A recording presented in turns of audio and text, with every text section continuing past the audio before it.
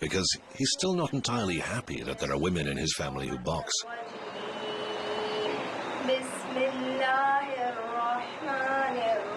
चार दीवारी में वो पैदा होती है और चार दीवारी में ही वो मर जाती है यहाँ पे।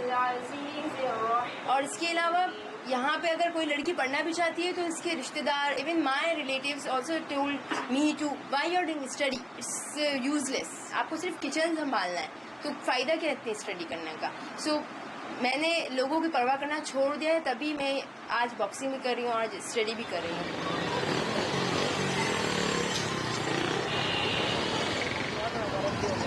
Halima and her daughter train every day. When the club is closed, they practice on the beach. अभी कुछ टाइम पहले जो है हमारी वुमेन्स क्रिकेट टीम पर हमला हुआ था, तो उससे ये एक डिस्करेजमेंट है फॉर द वुमेन्स स्पोर्ट के लिए। बट अगर वुमेन्स इतना डर के घर में बैठ जाएंगी तो फिर उनका जो प्लान है, वो जो चाहते हैं, वो उसमें कामयाब हो जाएंगे। बट हमें इस तरह हमें ये नहीं होने देना।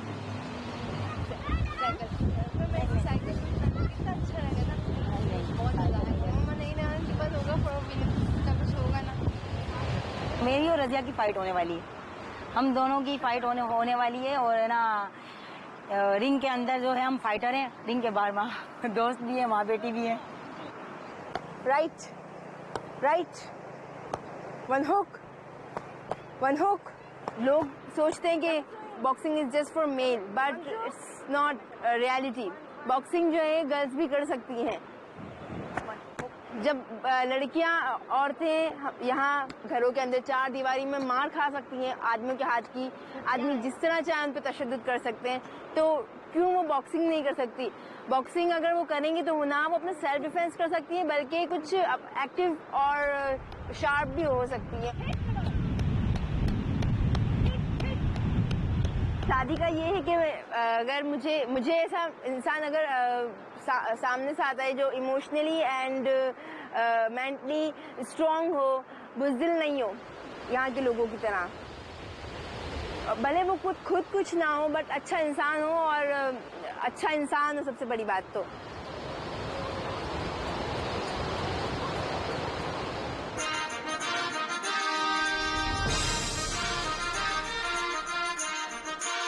It promises to be a very unusual tournament. There aren't many women boxers, so it's hard to find opponents for them all. That's why some will have to fight against members of their own family.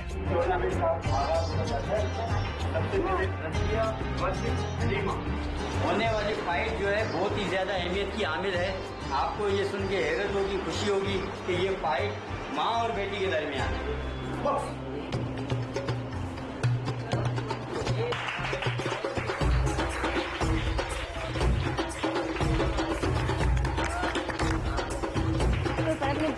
लड़ूंगी जब, तभी तो चोट बर्दाश्त करने की हिम्मत होगी ना।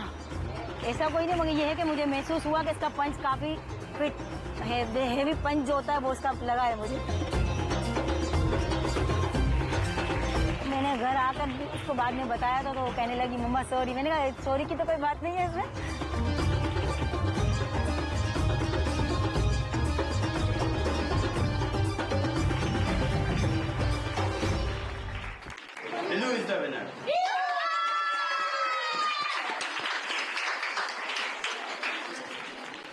Azmina will be fighting a man. Before the match, he confessed that for quite some time he'd wanted to face her in the ring to see what she was capable of. But he's too scared to actually hit her. ये fight भी इंतहाई अहमियत की हामिल है, वो मामू बांजी के दरमियान हो रहा है, बहुत मजा आएगा।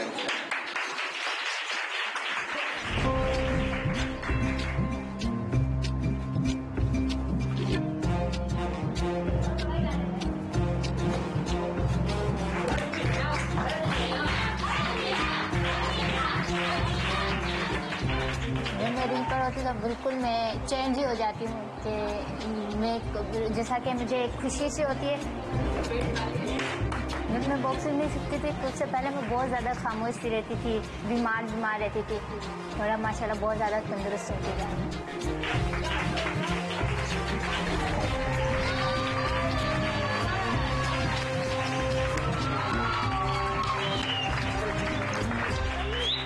Billu is the winner.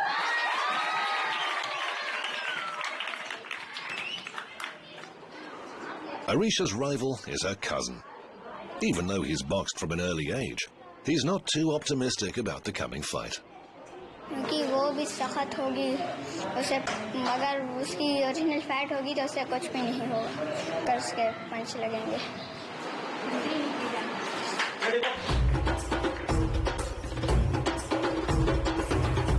मैंने एक दफा ही किया, अगर मैं बहुत मारूंगा फिर भी अरीशा ही जीतेगी।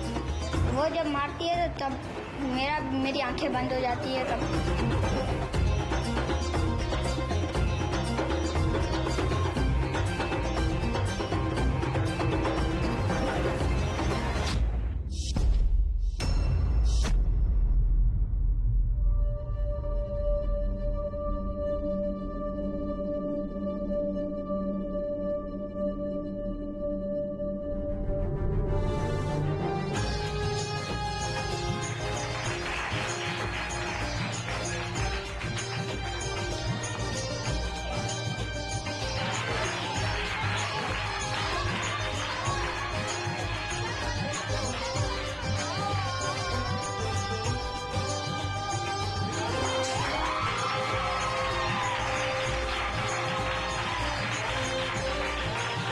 हमने जब कदम उठाया तो हमको पता है कि ये कुछ भी हो सकता है, यानी कि जानी हमला भी कर सकता है। हर मामले के लिए ज़हनी तौर पे तैयार है। हम जो है अपना जिसको हम जायज़ और मुनासिब समझते हैं वो करते हैं और करते रहेंगे। मेरी ख्वाहिशें ये हैं कि हमारे क्लब के बच्चे इतने बड़े हो जाएं, ओलंपिक से गोल्ड मेडल लेंगे। ये मेरे ख्वाब हैं। अगर मैं एक बच्चे को तैयार करता हूँ, वो बच्चा अगर ओलंपिक से गोल्ड मेडल नहीं दे तो मेरे को फांसी चढ़ा दो। अब तक तो जितनी परमिशन है तो मैं इंशाल्लाह सीखती रहूँगी, और अगर कहाँ भी मना हुआ तो मैंने पहले तो उनको रिक्वेस्ट करूँगी कि मिल जाना, अगर वो नहीं मानेंगे तो बॉक्सिंग छोड़ दूँगी, अगर उन्होंने मना किया तो। फ्यूचर में मैं बॉक्सिंग की ट्रेनिंग सही पूरी कर लूँगी, फिर इसके बाद मैं एज अ कोचिंग मैं ओलंपिक गेम्स में पार्टिसिपेट करके मेडल अपने हाथ में देखती हूँ। अपना फ्यूचर में मैं अपने फ्यूचर में ये देखती हूँ।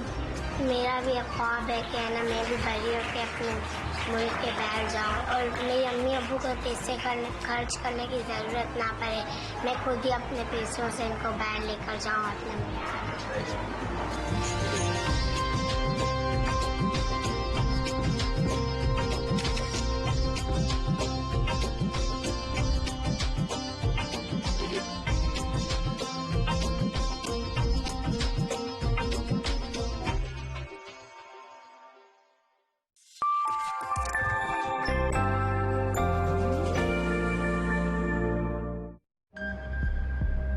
The goalie has studied every one of your shots.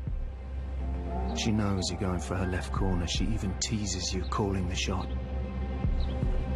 But her legs are the ones trembling, not yours.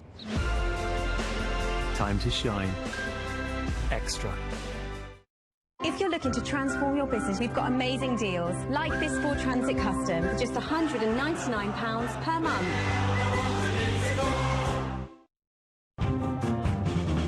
Stays just got more rewarding. Book today at bestwestern.co.uk.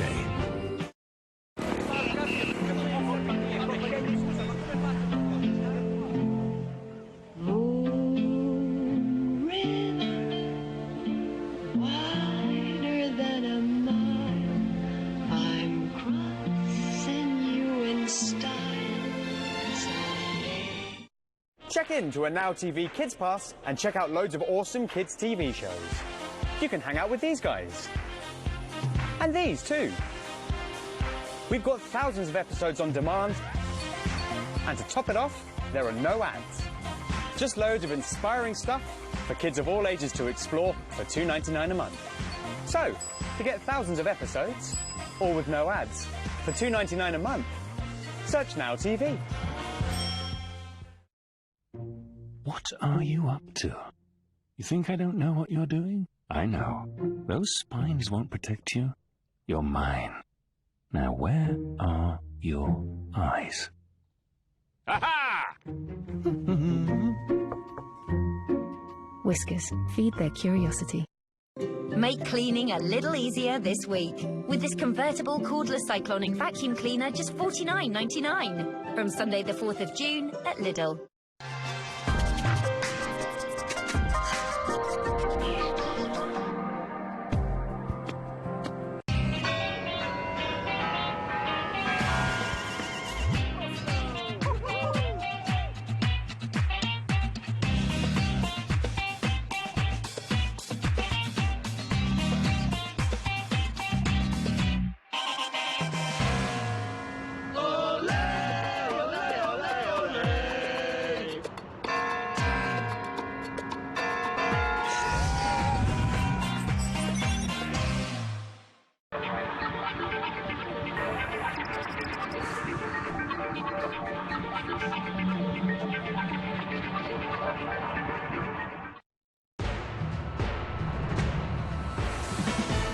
At least 6 people have been killed as officials confirm 3 explosions hit a funeral ceremony in the Afghan capital. The funeral was attended by top officials, including the country's chief executive. Polls in the UK warn of a drop in support for Prime Minister Theresa May. It comes less than a week before the country's general election and also raises the prospect of a no outright winner and a hung parliament. And a report concludes hundreds of civilians have been killed by the US-led coalition in Syria and Iraq in 3 years of its operation against Islamic State.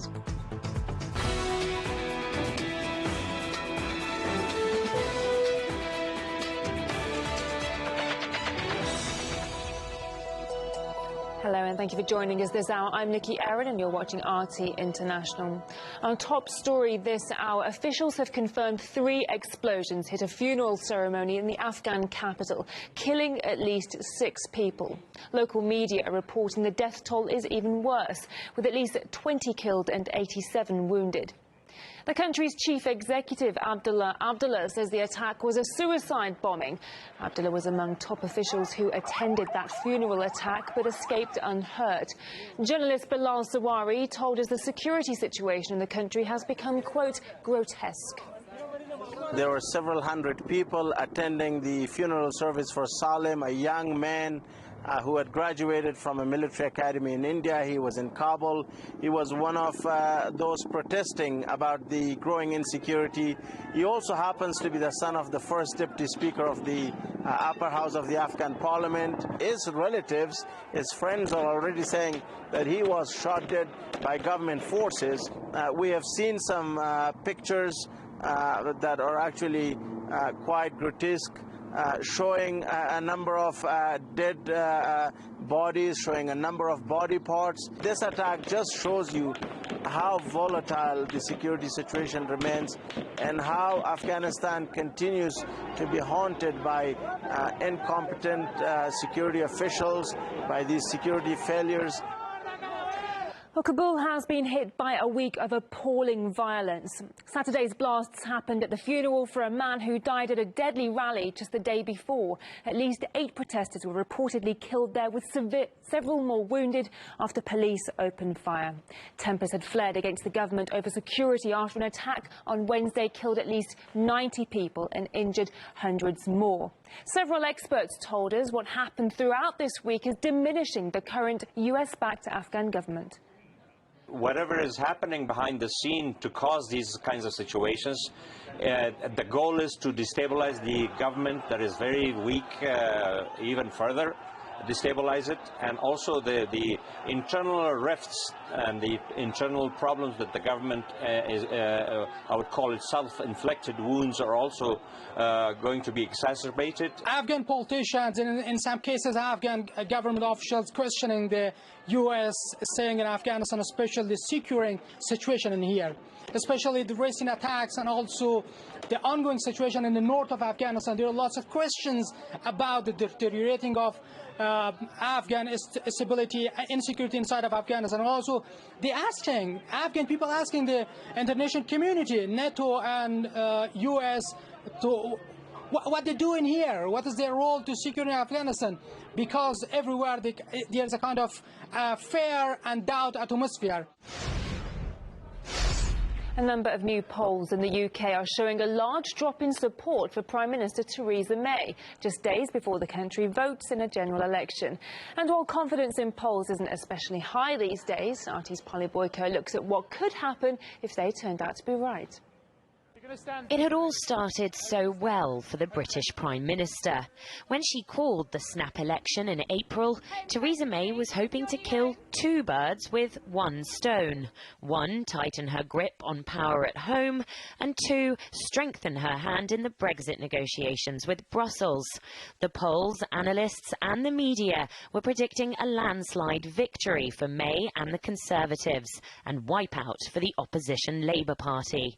But with just days to go before the vote, the Prime Minister's campaign could be in trouble. The crucial takeaway message is that whereas 2 weeks ago we were pretty sure that the Prime Minister was going to win, almost undoubtedly was going to win big, and she was going to achieve her political objective of coming away with a landslide majority that would strengthen her authority and her ability to get any Brexit deal through the House of Commons. We now are no longer sure that she's going to achieve that, because even if we take the average of the opinion polls at the moment, which is around a 9-point lead, that won't necessarily give her a majority of the kind that she originally had in mind. A YouGov poll predicts that May's Conservatives could be in line to lose 20 seats, with Labour on course to gain. That would result in a hung parliament. Two words that just 6 weeks ago no one in Westminster expected to utter during this election. A hung parliament is when no party manages to win a majority, in this case at least 326 seats. The spectre of coalitions now looms, meaning this is no longer a one or even two-horse race. And this is the woman who could end up the kingmaker, Nicola Sturgeon, leader of the Scottish National Party, First Minister of Scotland. She's anti-Brexit and wants a rerun of the Scottish independence vote. In short, she's Theresa May's nemesis. Sturgeon suggested she could lend her support to Labour leader Jeremy Corbyn in order to form what she calls a progressive alliance. If there was to be a hung parliament, then I would want the SNP to be part of a progressive alternative to a Conservative government. Whether the UK gets a coalition or not, the next government will have a tough job: Brexit.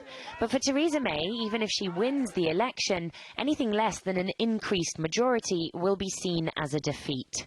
After all, by her own lights, fewer seats translate into a weaker Brexit hand, casting not just the negotiations, but also her political future into doubt. Polly Boyko, RT, London. And the major UK parties have very different views on Brexit. The ruling Conservatives believe there's no turning back. Their mantra is Brexit means Brexit. The Labour Party is pushing for close relations with the EU, while the Scottish National Party wants a special status for Scotland after Brexit. Meanwhile, almost 10,000 people have joined a Scottish independence rally in the city of Glasgow, as RT's Issa Ali reports. Police predicted around 6,000 people, but organisers have told us that there are over 10,000 people here, closer perhaps to 14,000. And the central demand for these people is a second independence referendum. They feel like they rejected independence, the country rejected independence in 2014. But since that Brexit vote last year, the protesters here feel like everything's changed, because most people in Scotland voted to remain in the EU. And I earlier managed to speak to some of the attendees to ask them whether there was a contradiction between wanting to leave the UK and wanting to remain in the EU. The powers that Brussels would have over us, over Scotland, would be minimal compared to the power that Scotland, Westminster has over us. The European Union's a collective of independent nations, whereas in Westminster control we don't really get the representation that we require, and there's a democratic deficit. I'm here because, as an EU citizen, my rights, even just to stay within the country, are in danger, and we need to do something to make people understand that independent Scotland has a place within the EU. Personally, I'd prefer it if it was out, but I trust the SNP to get his independence. Then we'll worry about the EU. The rain hasn't stopped people attending here today, but there are political implications as well. The UK Prime Minister Theresa May has consistently said that now is not the time for Scotland to have that second independence referendum. But of course, recent polling shows that there could be a hung parliament in those upcoming elections next week, which could put the Scottish National Party in a unique position of being kingmakers, and would mean that whether it's the Conservatives or Jeremy Corbyn's Labour, then there must be some concessions which could see the holding of that second independence referendum. The US-led coalition has issued a report about civilians killed in airstrikes since 2014. However, the figures provided are much lower than those reported by activists. The report says at least 484 civilians have been killed in Syria and Iraq in the past 3 years. The US-led coalition stated it seriously investigates every report on civilian casualties. Well, last month, the US admitted carrying out an attack in Mosul in March. That killed over 100 civilians. The Pentagon shifted the blame for the deaths onto ISIL. The US Secretary of Defense says more casualties are inevitable. Civilian casualties are a fact of life in this sort of situation. We do everything humanly possible to avoid civilian casualties at all costs. It sounds like a scandalous understatement. I would ratchet up those figures by several orders of magnitude. Keep in mind that going forward, the Pentagon has already made clear that it's pursuing a policy of what it calls, quote, annihilation, unquote, against the so-called Islamic State. And the Pentagon has also indicated that it expects an escalation of civilian casualties as a result. This is what they've said in official statements. We should take them at their word. Question, when will there be accountability for these civilian casualties? Becomes ever more timely. Despite the coalition's efforts to defeat ISIL in Syria and Iraq, the fighting is now pushing the terrorists into other regions, as RT's Caleb Morpin explains. In America's war on terror, it's the Islamic State versus the world, a big, powerful world. When the forces of ISIS and Daesh tune into their TVs and their computer monitors, they will see the strength of a combined 68 nations and organizations. That's pretty impressive, as is the mother of all bombs, now part of the U.S.-led coalition's active armory. U.S. forces have dropped its most powerful non-nuclear bomb ever. This massive 21,000-pound bomb, this is such a heavy bomb, such a large bomb.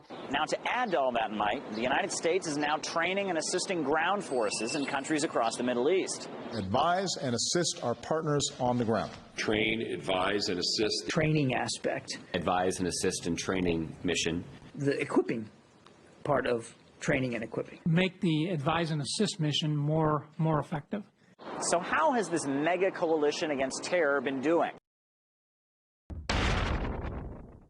Well, the bombing started in 2014 in Iraq and Syria.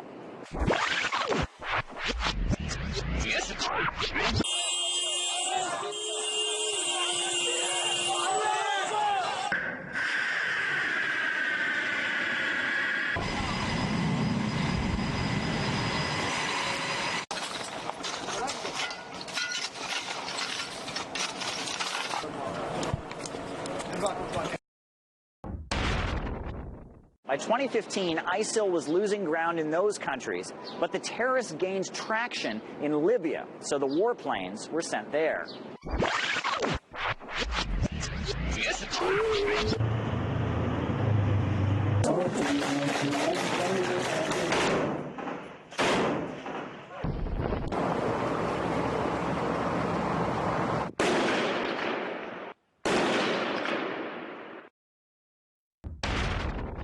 By the end of 2016, ISIL had lost its key foothold in Libya, only to become more active in Afghanistan.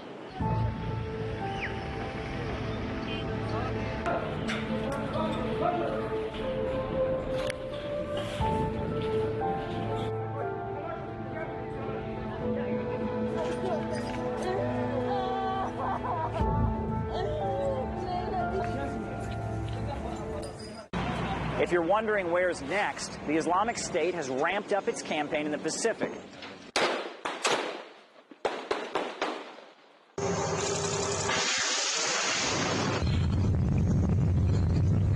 fighting terror and fighting ISIL or fighting Al-Qaeda is you're fighting a philosophy. You can't simply use bombs to kill people and that somehow is going to stop this organization. It will continue to expand because there are so many different people in the world who are struggling and looking for answers. And their answers sometimes can be found in their own mind in support of terrorist organizations. The real problem is that what we need to address is the underlying causes that drive people into issues of terror. Chasing ISIL across the planet with bombs, paper coalition partners, and advise and assist missions that often turn out badly may not be the most effective strategy. But it certainly looks impressive on television. Caleb Maupin, RT, New York. More news coming your way after this short break. Stay with us.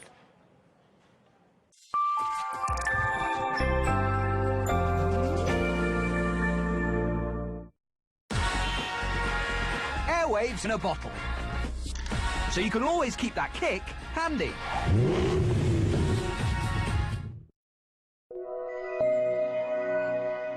Bullion by Post is the UK's #1 online bullion dealer.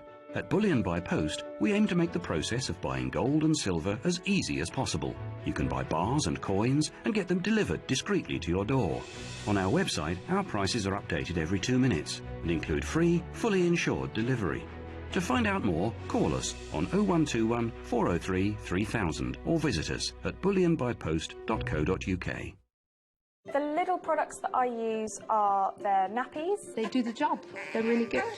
And cost-wise, we love the cost, don't we? Because it means that I can buy you more things. I recommended them to other mums just purely because they're such good quality. What do you think of them? There you go. Choose your nappies, rated by mums and bums.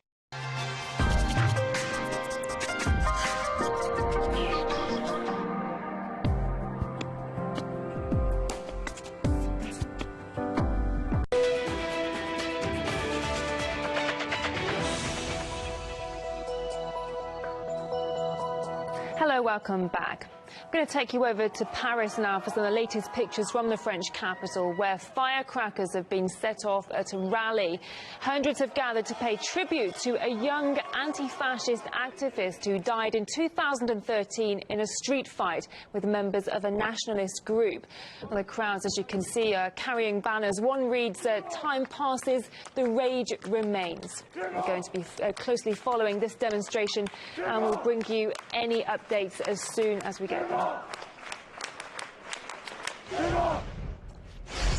Well, it's the third and final day of the International Economic Forum in St. Petersburg. RT's Ilya Petrenko sums up the key outcomes so far. It is time to pack the bags, uninstall the promotional corners. The St. Petersburg Economic Forum is closing its doors, and someone will have to spend some time counting those zeros in contract documents. I'll tell you what, it's been estimated that everything that's been signed at the forum is valued at some 2 trillion rubles. That is an equivalent of about $35 billion US. The main news highlight of the forum, and I guess no one will argue with that, was the plenary discussion where Megyn Kelly threw questions at Vladimir Putin. I had a conversation with Russia's former finance minister, who is now in charge of projects and strategies for the development of Russian economy in the near future. I asked him whether the oil cap agreement that was struck by the OPEC and non-OPEC crude producers will have the desired effect. I think my prediction would be that the agreement with OPEC would be more or less efficient until the middle of next year. Then it would be more difficult to extend it, since some other oil-producing companies in different regions may reject it. There are opportunities in other regions and for other companies. Another issue that was widely discussed at the forum is the sanctions, of course, and I talked exclusively to the man who was able to lure in some of the world's wealthiest investors from sovereign investment funds with their total capital estimated at $11 trillion. And he told me that for them to sanctions are not really anymore a factor of whether their money should go to Russia or not. At the same time, many people, including Vladimir Putin and Mr. Kudrin, said that the sanctions are indeed harmful. Here's what else Mr. Kudrin said on the issue. It's all very stressful for the market and also for our foreign partners, those who work with our key companies. We expect that gradually the impact of sanctions will continue decreasing, and we also expect that countries will agree on easing sanctions, but very slowly. So that brings us to the end of day 3 of the St. Petersburg Economic Forum, and finally all of the RT team and all the esteemed guests can finally enjoy a bit of Russia's northern capital and leave the business conversations behind.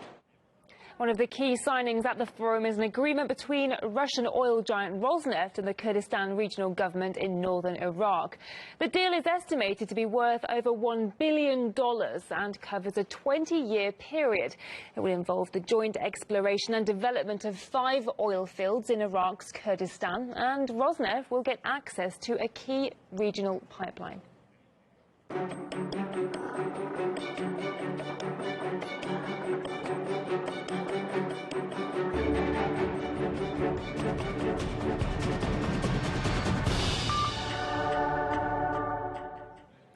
Now, videos emerged of the perpetrator of the attack at the resort in the Philippine capital, Manila.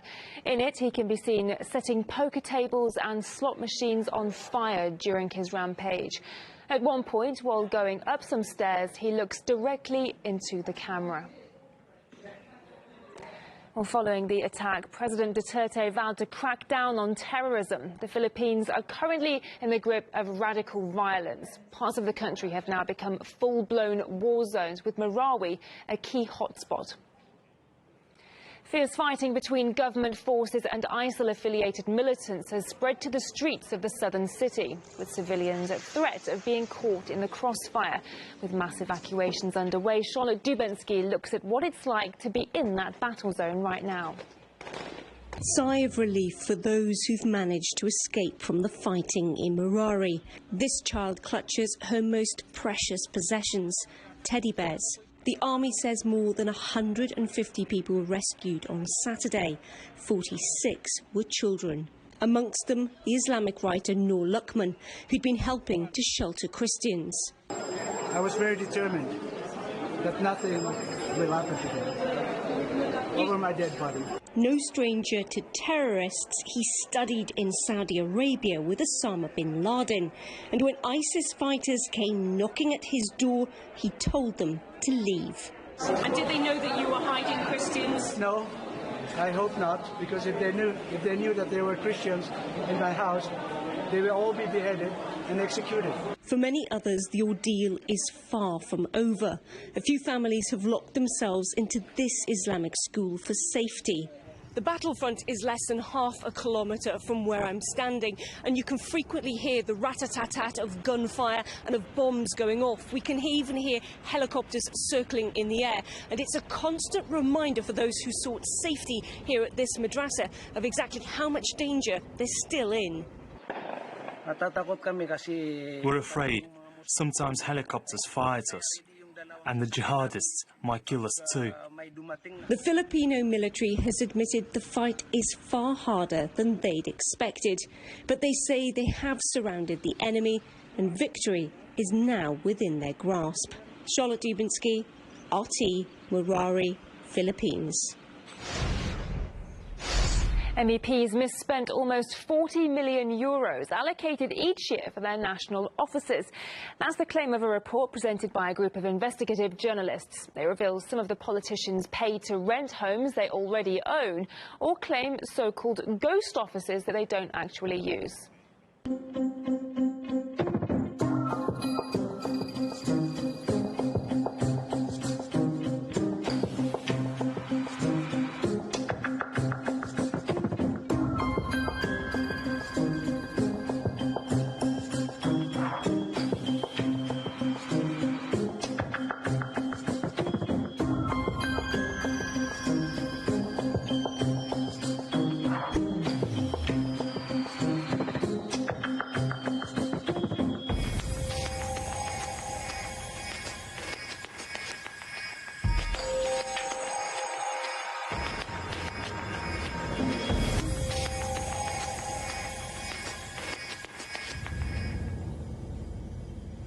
Well, we tried to get comment from Manfred Weber, who we've just seen is mentioned in the claims, and no response from him so far.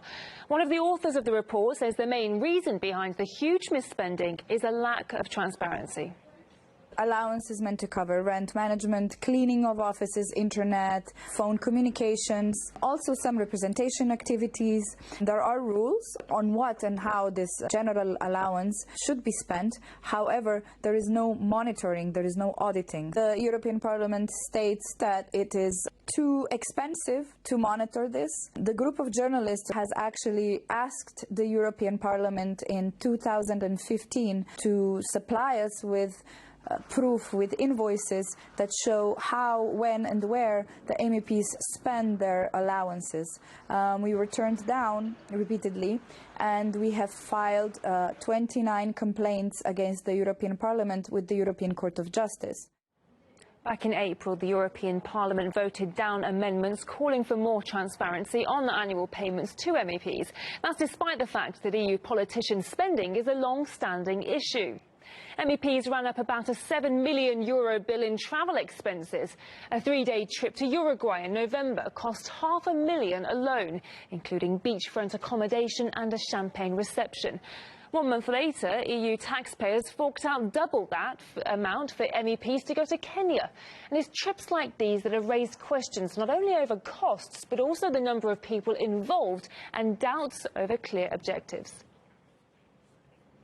Lee Camp takes a light-hearted look at the news in Redacted tonight. That's next on RT.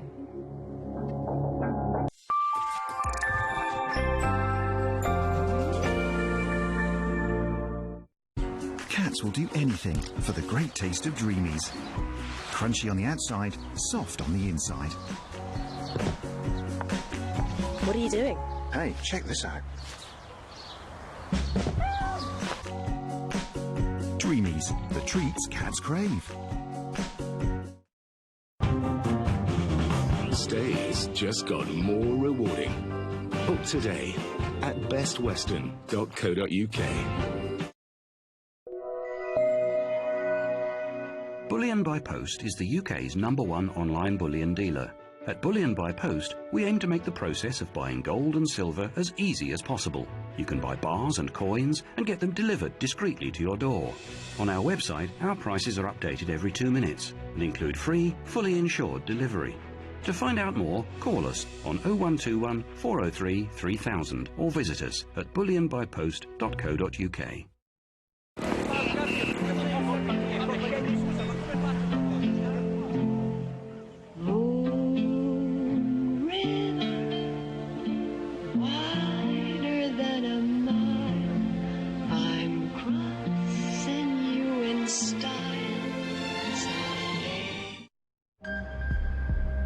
The goalie has studied every one of your shots.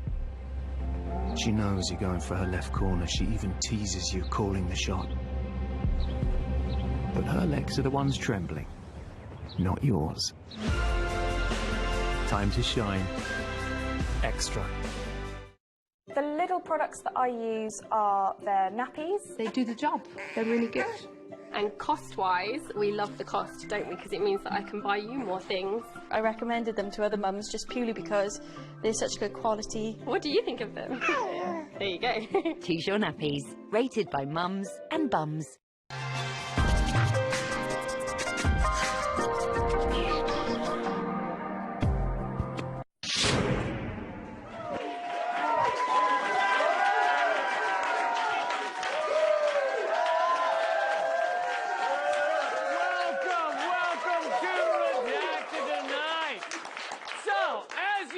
President Trump is pulling out of the Paris Climate Agreement because apparently he doesn't think the planet is giving us a fair deal. He's going to renegotiate how long CO2 remains in the atmosphere. He's going to really pull one over on methane. Anyway, this is a good time to talk about the recently leaked documents that show Standing Rock protesters trying to keep fossil fuels in the ground were facing counterterrorism measures by a mercenary army hired by the company building the pipeline. Yes, counterterrorism measures. Basically, that's like using a grenade launcher against a butterfly. All right, but if the butterfly were threatening your ability to make billions of dollars polluting the earth, and our corrupt criminal justice system makes it legal for you to use a grenade launcher against butterflies, and our corrupt bought-off mainstream media won't even mention the butterflies, and if they do, they'll just repeat the corporate misinformation that the butterflies don't have jobs and do drugs and have a secret plan to use pipe bombs to blow up babies. Then why not fuck up a butterfly, you know? It would almost be anti-American not to. Before I get to the leaked documents, though, you have to understand Standing Rock represents everything mainstream America hates or is told to hate. It also represents everything the mainstream media ignores. It also represents everything that matters in the near future of our world. I mean, maybe not everything. I still hope to have a little time for like a mid-level Scotch whiskey, you know? maybe donuts filled with more Scotch whiskey. Is that a thing? I don't know if that's a thing. So, in Standing Rock, they scared the shit out of mainstream America and our mainstream media. Here are all the reasons. Native Americans standing up. Very scary, okay? Other non-white people standing up. Even scarier. White people who hang out with not white people standing up. Terrifying. A threat to big oil. Horrifying. A threat to the limitless power of our militarized police. Oh my God, horrible. Dirty protesters who care about the land and water and stupid hippie shit and probably listen to some gay music like David Bowie and probably have a pet chinchilla or some shit. Poop your pants, scary. And what's crazier is that we all know the protesters who were at Standing Rock are right. Even the people who hate them know they're right. We all know we're running out of fossil fuels and continuing to use them will kill us. We all know that the police should defend the human beings, not the inanimate objects designed to carry oil. We all know that people should be able to decide what goes on in their own lands, in their own houses, in their own apartments. Even Donald Trump knows that. You don't think he appreciated his freedom and privacy when he was having all those golden shower parties in Trump Tower? I mean, I'm kidding, I think. By the way, if you're ever at one of those, don't forget the golden rule of golden shower parties. Pee unto others as you would have them pee unto you. So here's the breaking news, okay? According to documents obtained by The Intercept, a shadowy international mercenary and security firm known as Tiger Swan targeted the movement opposed to the Dakota Access Pipeline with military-style counterterrorism measures, collaborating closely with police in at least 5 states. That's right. Their name is Tiger Swan. Why do shadowy guns for hire always have names that sound like the bad guy's dojo in Karate Kid? It's always Blackwater or Tiger Swan. Do they just sit around getting high and be like, what do we call it? Like Swooping Swan, Hidden Tiger. Yeah, or Tiger Swan and the Swanettes. And by the way, that's the real logo. That's not an Eagle Scout badge that you get for feeding ducks. It's a real logo. I'm pretty sure I saw that on the back of like a middle school softball team jacket. But in Tiger Swan's defense, the girl who batted cleanup on that team was a fucking beast. So these leaked documents have revealed that this mercenary force, which originally was a U.S. military and State Department contractor, now works for Energy Transfer Partners, the corporation building the Dakota Access Pipeline. So you have a corporation in bed with the state police, in talks with the FBI, and hiring its own mercenary army to stop peaceful protesters who are on their own land. Ah, democracy. A government for, by, and of the go fuck your face.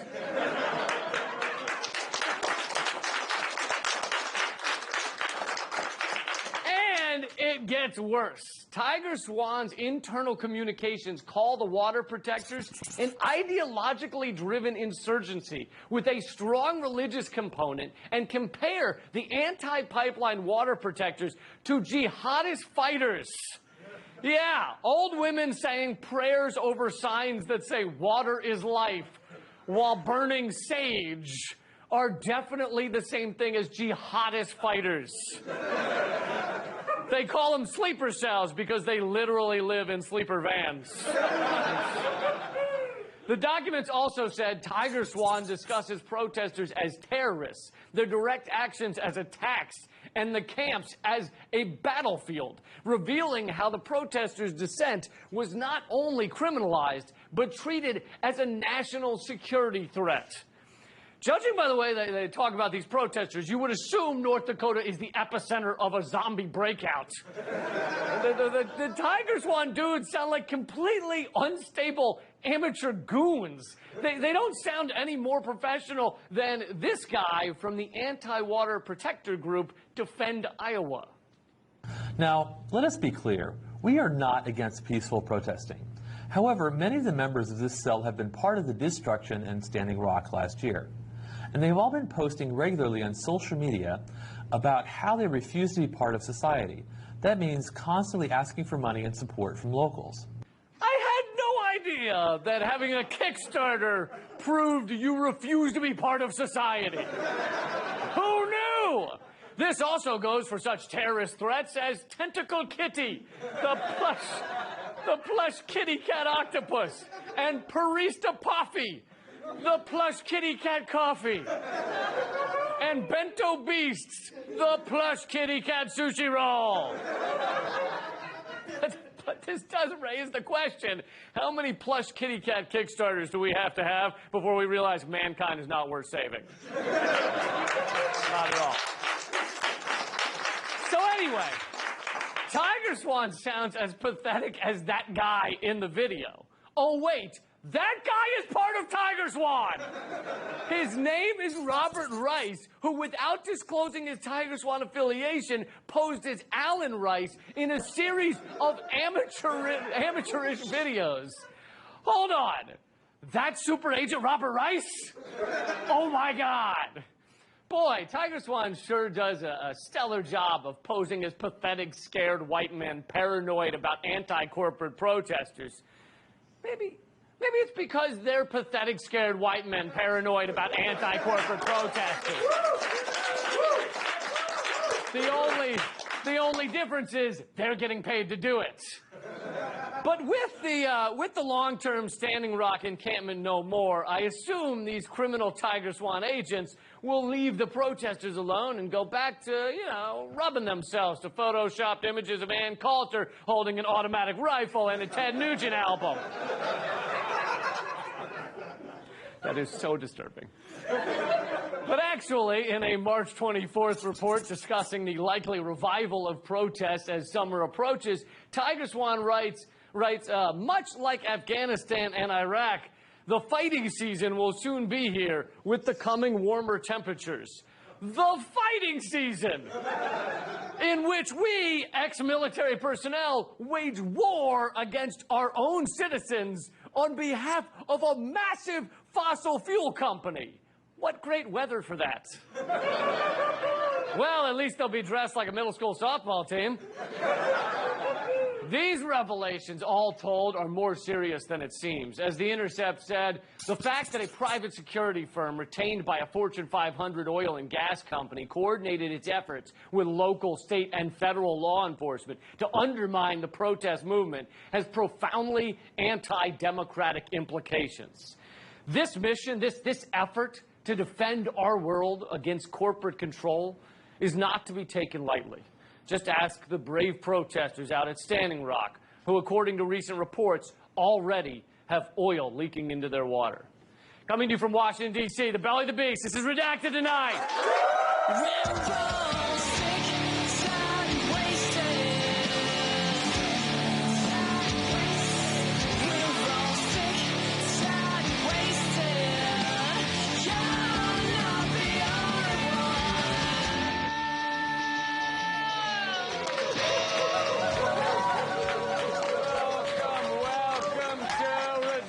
Tonight, I'm Lee Camp. Now let's take the news from behind.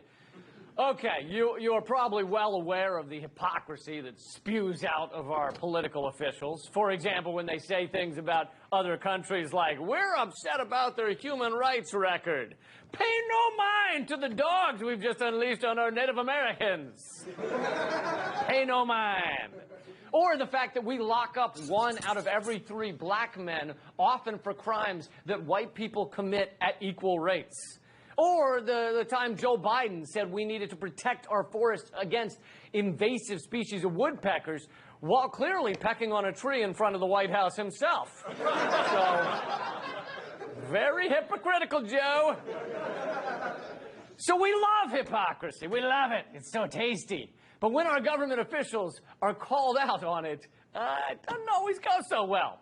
This week, Acting Assistant Secretary of State Stuart Jones was answering questions when he was asked why the Secretary of State criticized Iran's record on democracy while standing next to Saudi Arabian officials, a country that is an absolute monarchy. Jones proceeded to freeze like a deer in headlights for 20 seconds. Now, do you have any idea how long 20 seconds is when you're staring blankly at journalists? An eternity. I'm going to show you the clip, and at one point, you're going to think we froze the video, and we did not.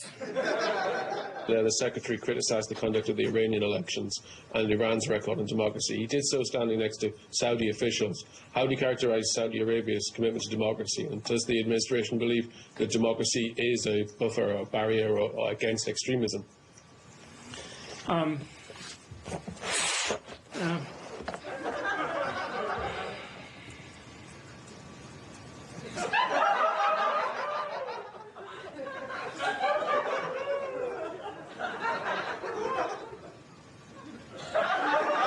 I think what we'd say is that at this meeting, we were able...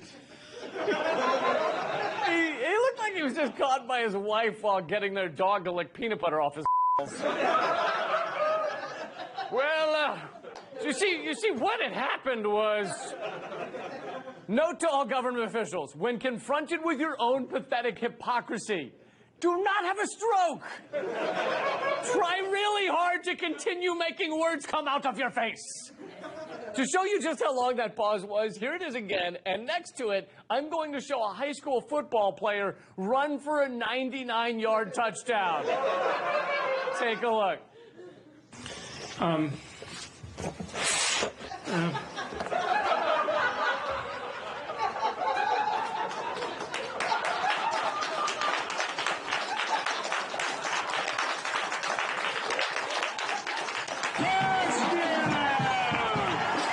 What we'd say is that at this meeting...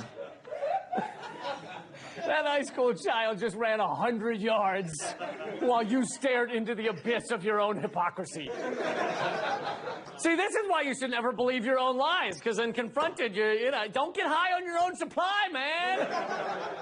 I have one more thing for this story that you won't get this anywhere else. I can't reveal my sources, but we were able to find out Stuart Jones's internal monologue during that 20-second pause. All right, here it is. A barrier against extremism. Okay, democracy. I can handle this. Saudi Arabia doesn't have democracy, so why did I...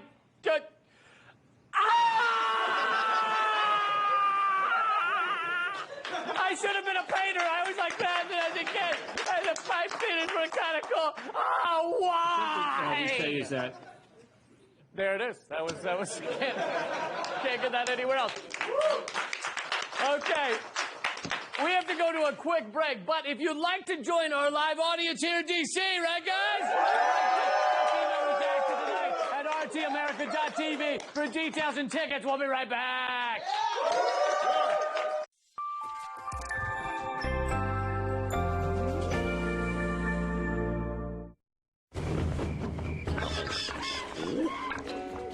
John, focus.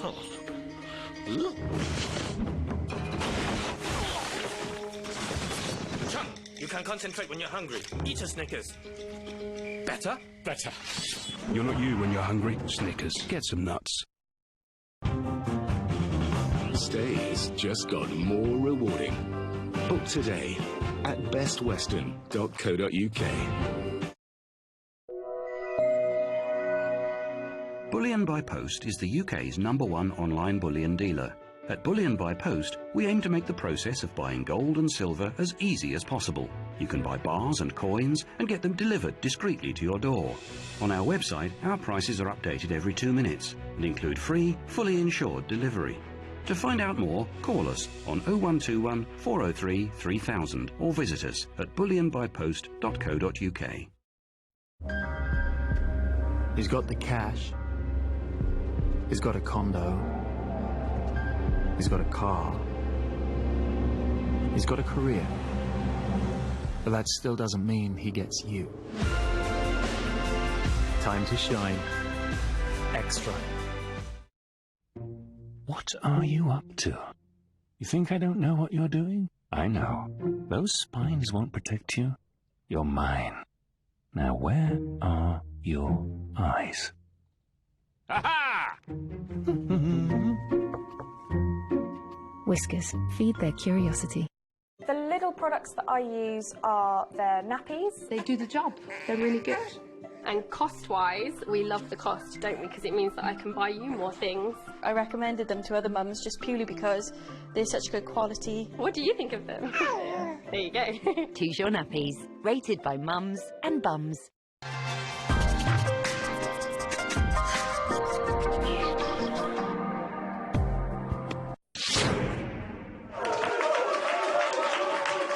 Welcome back. Welcome back.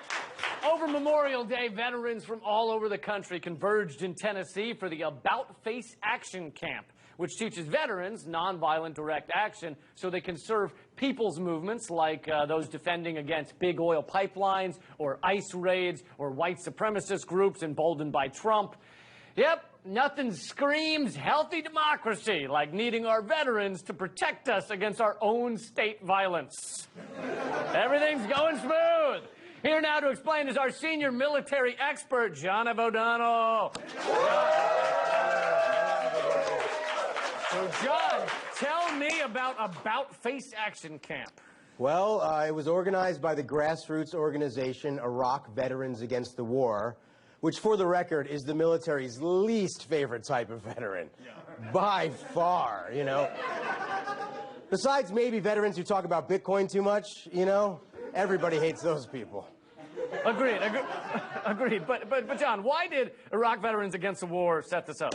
I don't know. Probably because they hate freedom. I mean, these vets have become completely disillusioned with our militarism and endless war, and now they want to translate their old skill set of things like scouting, rapid response evacuation, and security patrol into helping frontline direct action communities, which is godless and disgusting. It's not disgusting. I think it makes perfect sense. You know, our military is meant to protect and serve the people, but instead they end up protecting the weapons contractors and oil companies. So what these nonviolent action veterans are doing is actually serving Americans, right? It's wonderful. I mean, it is wonderful, but not for your reasons. It's wonderful because there's finally some soldiers out there that I can openly shit on without being shunned. Ah, so refreshing. Do you know this group is actually calling for reparations for Iraqis and complete withdrawal from the country we rightfully stole? I mean, screw you, tofu G.I. Joes and Seitan Rosie the Riveters. Oh, that felt awesome. John, Iraq Veterans Against the War is a great organization. They even advocate for proper health care for returning troops, right? And against the redeployment of vets with PTSD. Are these really the soldiers you want to spew your venom at? Well, I gotta spew it someplace, you know? Or else it gets backed up and it causes gas. It's very uncomfortable. Look, every day of the year, we gotta support the troops. Watch this. Hey, everybody, round of applause for our service members and vets. Come on! Yeah. See? Look at that. See? They did it. They did it. But here's the subtext. Yeah, I am clapping because I do support the troops. But that being said, I think it's dangerous to reflexively call them all heroes because it glamorizes war and tricks the next generation of our kids to go fight and die, not to ensure our freedom, but instead to enrich special interests. And didn't Veterans Day used to be Armistice Day, which was meant to be a reflection on peace, and now it's just become a glorification of endless war? You know? You know what I mean? Well said. But you're essentially agreeing with the message of Iraq Veterans Against the War. Don't you think your anger is a little misguided here? I'm just jealous, okay? I mean, they actually got indigenous veterans from Standing Rock to lead their nonviolent direct action training, and it was a great success. I tried to lead my own nonviolent training, and it was a disaster. Only one person signed up. Look, this is all about nonviolence. This is all about turning the other cheek. So if I were to say to you, your mama is a smelly toad with saggy tetas and a brain full of used diva cups, what would you do? That did not go well at all. No, that's not your calling. Jonathan O'Donnell, everybody. Moving on, the U.S. has started a battle on a whole new front, but it's not where you think. For more on this, let's go to Naomi Caravani with the raging controversy.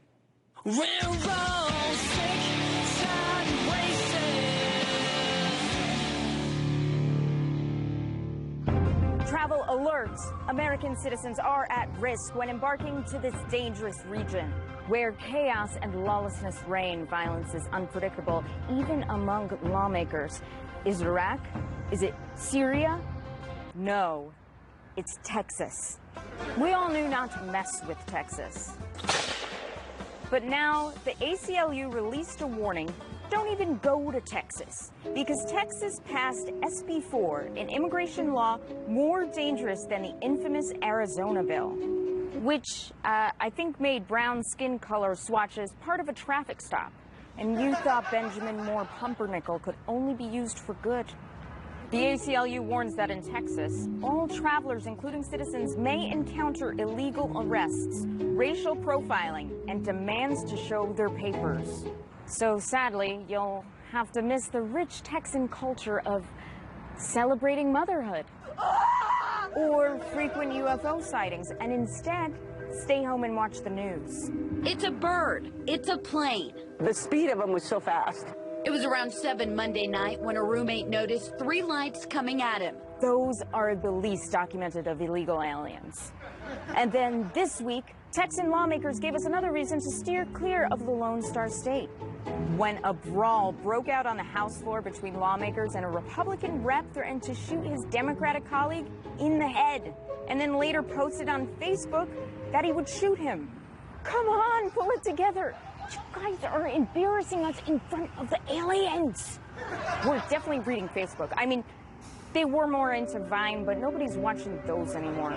The purpose of SB 4, which Governor Abbott was so thrilled to sign, it looks like somebody gave him a puppy that had all of its papers. The purpose of the bill is to ban so-called sanctuary cities and force local police to enforce federal immigration directives. Isn't this quasi-insane that we have to pass a law to force law enforcement officers to comply with the law? Quasi. Ah, the most rare Pokemon. Indeed, he's right. The new law could put police in jail if they fail to enforce immigration holds. But what is even more quasi-insane is Matt Rinaldi bragged that he called immigration authorities on protesters of SB 4 who were disrupting a House hearing. According to sources, his legal justification for calling federal agents was, "F them. I called ICE." Apparently, ICE never showed. It was their day off. It's not like they're doctors. Mondays are football and touch myself days. The other days, we harass brown people. Opposition is mounting from activist groups like those who flooded the halls in the House this past Monday, and sheriffs from Travis, Dallas, Harris, Bexar, and El Paso counties who begged the legislature not to pass this awful law. And if you think the Dallas police chief protesting is bad news, opposition is also coming from a more powerful force. mariachi bands who were singing songs of protest at the governor's mansion at 3 a.m. When you've lost the mariachis, you've lost the country. Besides ruining birthday parties, police chiefs are concerned that SB 4 will drive witnesses and victims of crime into the shadows. It will then cause an uptick in crime. And like Arizona, this law, if passed, will hurt the Texan economy as immigrants flee. And like Arizona, it will face statewide and nationwide resistance. And you don't need instruments to join the fight. Just look up organizations such as Indivisible Austin or United We Dream to join. But you know, a trumpet wouldn't hurt morale. This is Naomi Caravani, Redacted Tonight. We're all sick, sad, and wasted.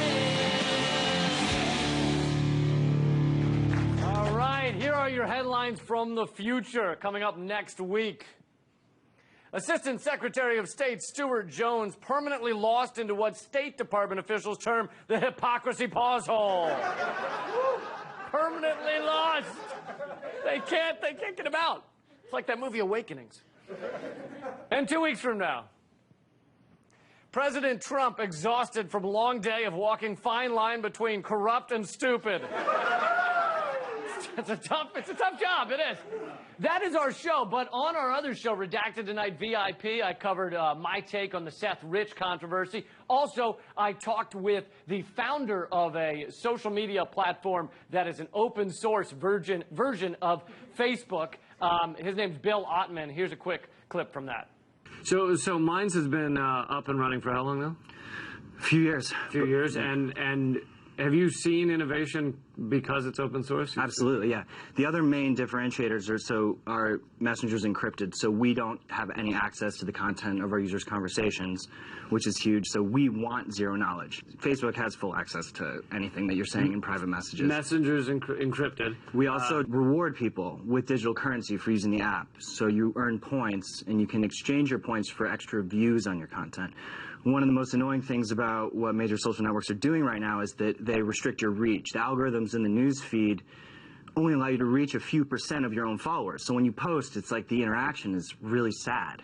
And they've been degrading that over the years on purpose so that they can monetize in different ways. You can see the rest of that at youtube.com/redactedtonight. Also, if you don't always have time to watch Redacted Tonight, we have the Redacted Tonight podcast, free every week. You can get it. It's called Moment of Clarity, and it's available on iTunes and Stitcher. Until next time, good night, and keep fighting.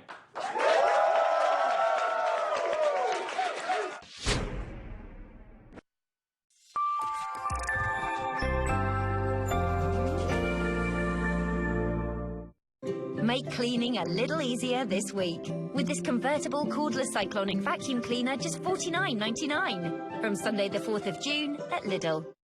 What's not to love about a Crocodile garage door? Designed to add style, security, and even value to your home. Call Crocodile on 08000 11 2234 and find out just how quick and simple they are to install. You'll love their neat, space-saving design. And it's a doddle to use. But you know what I love? The craftsmanship. It's cracking. It's Crocodile style.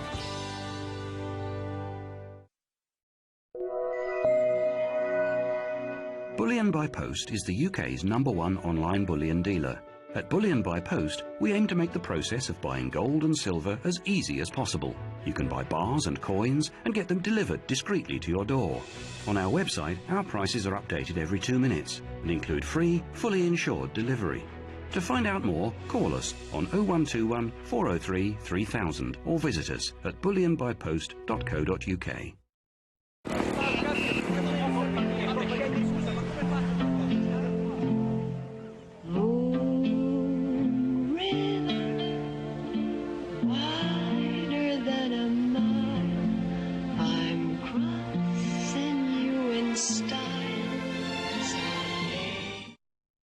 Cats will do anything for the great taste of Dreamies. Crunchy on the outside, soft on the inside. What are you doing? Hey, check this out. Dreamies, the treats cats crave.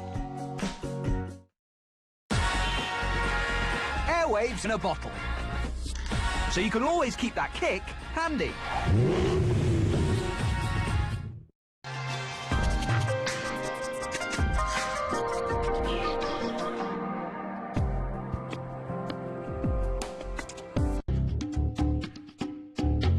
चार दीवारी में वो पैदा होती है और चार दीवारी में ही वो मर जाती है यहाँ पे।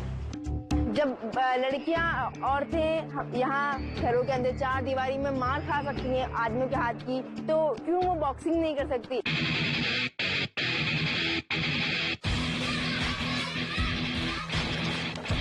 जब मैं रिंग पर होती तो बिल्कुल मैं चेंज ही हो जाती हूँ कि मैं जैसा कि मुझे खुशी से होती है। मैंने लोगों की परवाह करना छोड़ दिया है, तभी मैं आज बॉक्सिंग भी कर रही हूँ और स्टडी भी कर रही हूँ। मैं किसी चीज से नहीं डरती और मैं बॉक्सिंग इसलिए करती हूँ क्योंकि कोई मुझे छेड़े तो मैं उसको मारूं।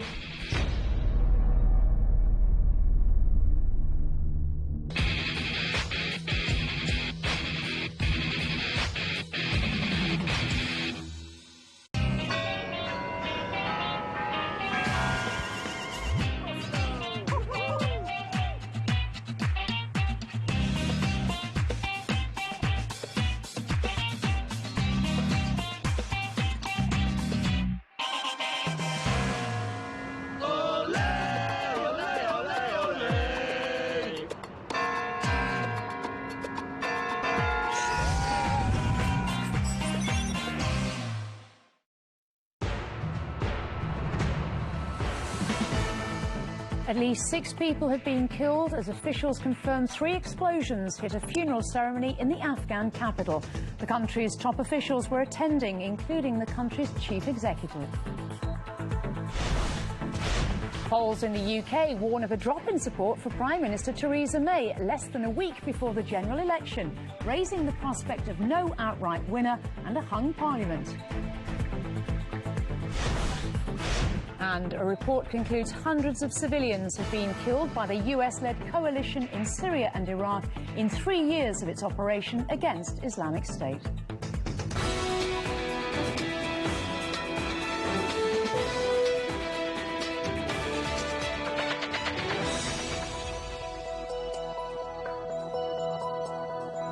This is RT International coming to you live from Moscow. I'm Kate Partridge. Thank you for joining us. Officials have confirmed 3 explosions have hit a funeral ceremony in the Afghan capital, killing at least 6 people. Local media are reporting the death toll is even higher, with at least 20 killed and 87 wounded. The country's chief executive, Abdullah Abdullah, says the attack was a suicide bombing. Abdullah was among top officials who attended the funeral but escaped the attack unhurt. Local journalist Bilal Sawari told us the security situation in the country has become grotesque. There were several hundred people attending the funeral service for Salim, a young man who had graduated from a military academy in India. He was in Kabul. He was one of those protesting about the growing insecurity. He also happens to be the son of the first deputy speaker of the upper house of the Afghan parliament. His relatives, his friends are already saying that he was shot dead by government forces. We have seen some pictures that are actually quite grotesque, showing a number of dead bodies, showing a number of body parts. This attack just shows you how volatile the security situation remains and how Afghanistan continues to be haunted by incompetent security officials, by these security failures. Well, Kabul has been hit by a week of appalling violence. Saturday's blast happened at the funeral of a man who died at a rally just the day before, and at least 8 protesters were reportedly killed there, with several more wounded after police opened fire. Tempers had flared against the government over security after an attack on Wednesday had killed at least 90 people and injured hundreds more.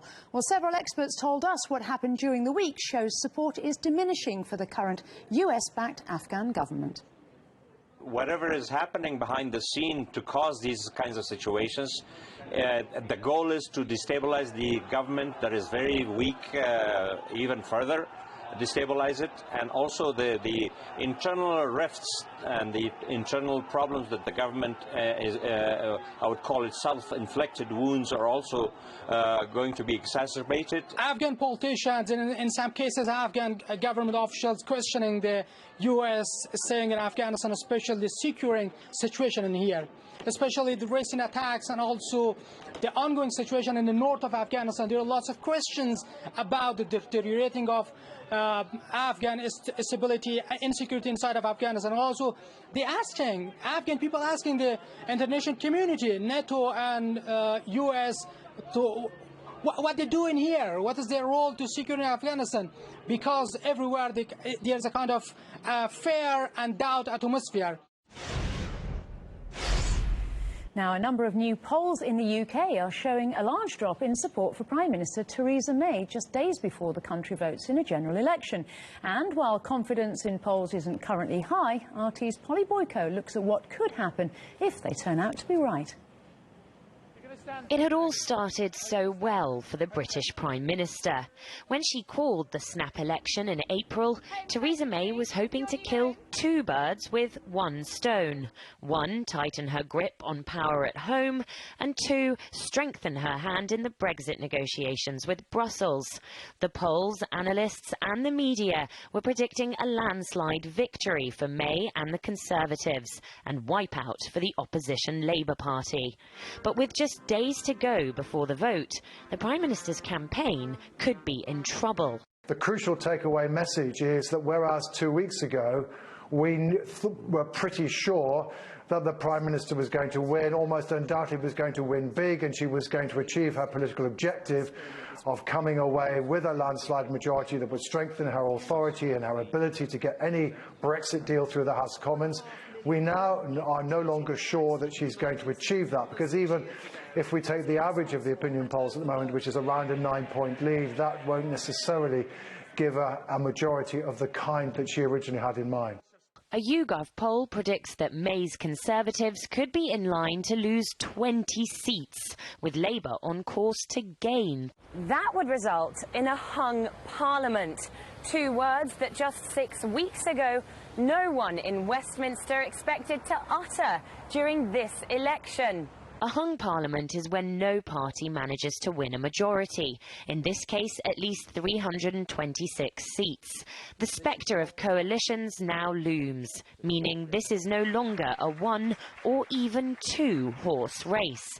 And this is the woman who could end up the kingmaker, Nicola Sturgeon, leader of the Scottish National Party, First Minister of Scotland. She's anti-Brexit and wants a rerun of the Scottish independence vote.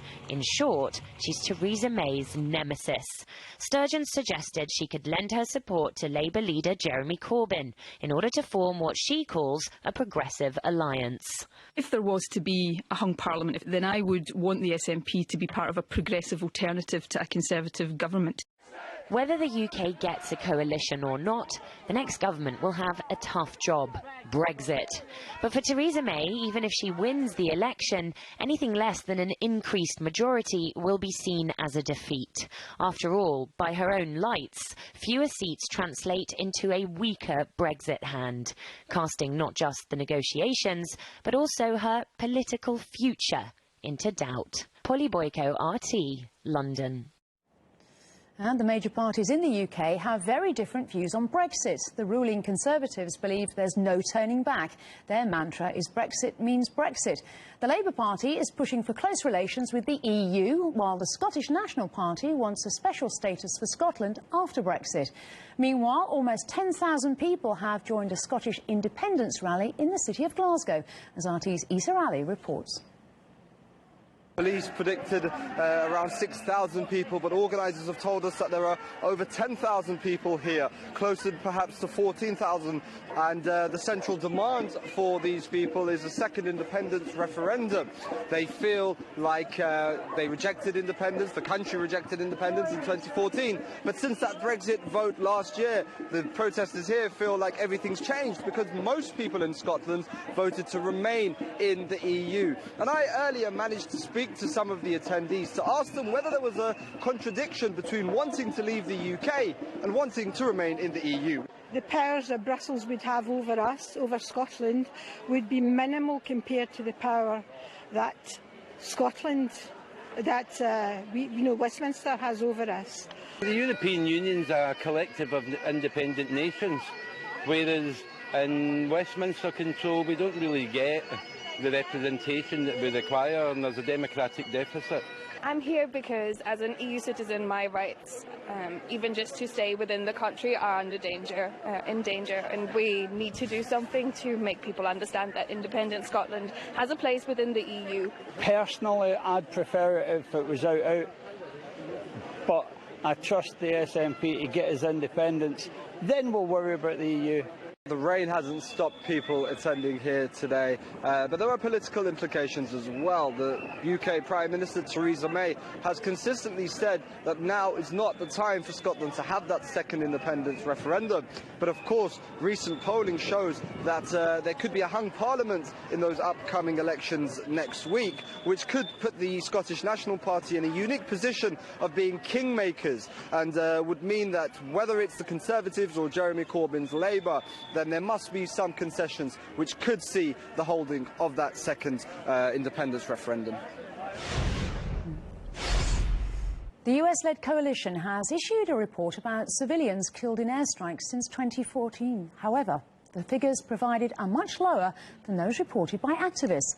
The report says at least 484 civilians have been killed in Syria and Iraq in the past 3 years. The US-led coalition has stated it seriously investigates every report on civilian casualties. Well, last month, the US admitted carrying out an attack in Mosul in March, which killed over 100 civilians. The Pentagon shifted the blame for the deaths on ISIL. The US Secretary of Defense James Mattis says more casualties are inevitable. Civilian casualties are a fact of life in this sort of situation. We do everything humanly possible to avoid civilian casualties at all costs. It sounds like a scandalous understatement. I would ratchet up those figures by several orders of magnitude. Keep in mind that going forward, the Pentagon has already made clear that it's pursuing a policy of what it calls, quote, annihilation, unquote, against the so-called Islamic State. And the Pentagon has also indicated that it expects an escalation of civilian casualties as a result. This is what they've said in official statements. We should take them at their word. Question, when will there be accountability for these civilian casualties? Becomes ever more timely. Well, despite the coalition's efforts to defeat ISIL in Syria and Iraq, the fighting is now pushing terrorists into other regions, as Caleb Maupin explains. In America's war on terror, it's the Islamic State versus the world, a big, powerful world. When the forces of ISIS and Daesh tune into their TVs and their computer monitors, they will see the strength of a combined 68 nations and organizations. That's pretty impressive, as is the mother of all bombs, now part of the U.S.-led coalition's active armory. U.S. forces have dropped its most powerful non-nuclear bomb ever. This massive 21,000-pound bomb, this is such a heavy bomb, such a large bomb. Now, to add to all that might, the United States is now training and assisting ground forces in countries across the Middle East. Advise and assist our partners on the ground. Train, advise, and assist. Training aspect. Advise and assist in training mission. The equipping part of training and equipping. Make the advise and assist mission more effective. So how has this mega coalition against terror been doing?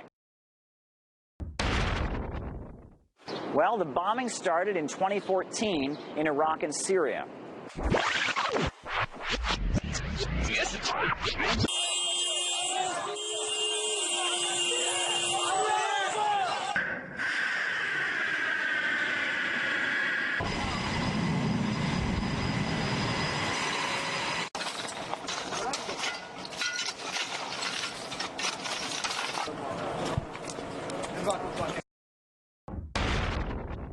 By 2015, ISIL was losing ground in those countries, but the terrorists gained traction in Libya, so the warplanes were sent there.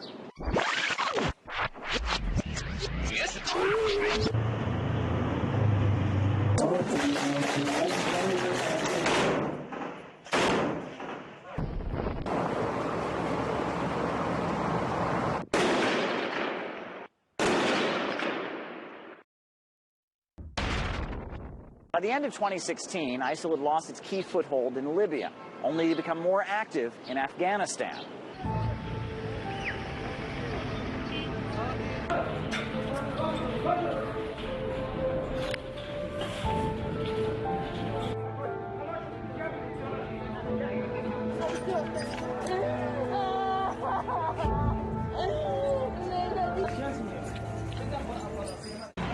If you're wondering where's next, the Islamic State has ramped up its campaign in the Pacific.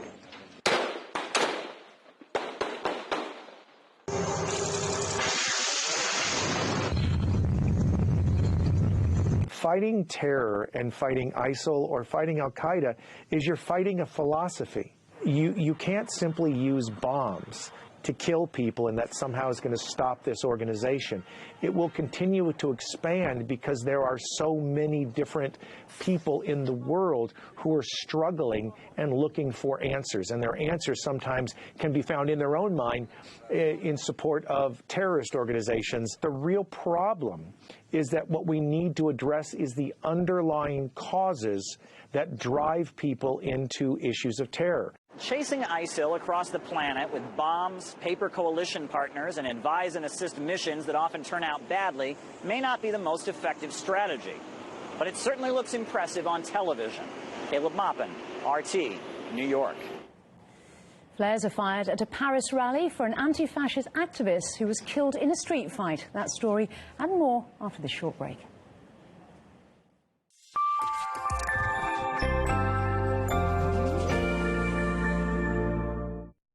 Cats will do anything for the great taste of Dreamies. Crunchy on the outside, soft on the inside. What are you doing? Hey, check this out. Dreamies, the treats cats crave.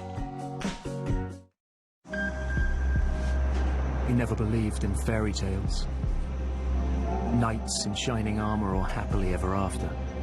But you believed when the right one came along, you'd be ready. Time to shine. Extra. You could get 8 cans of Stella Artois from Tesco for $9.20. Or you could get 8 cans of Galera Premium Lager from Lidl, plus a big bag of tortilla chips, and a jar of hot salsa dip. Oh, and a pack of peanuts and potato chips. So that's a big night in with your mates, all for $8.72. Big on quality, little on price.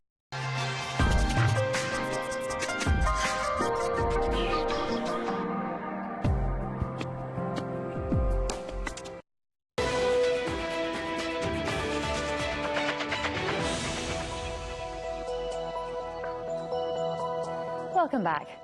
These are the latest pictures from the French capital, where flares have been set off at a rally.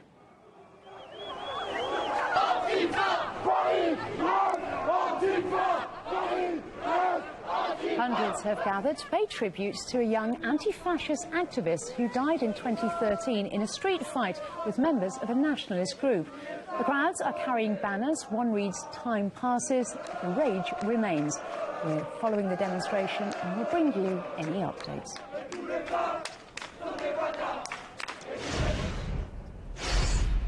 Now it's the third and final day of the International Economic Forum in St. Petersburg, and Ilya Petrenko sums up the key outcomes so far.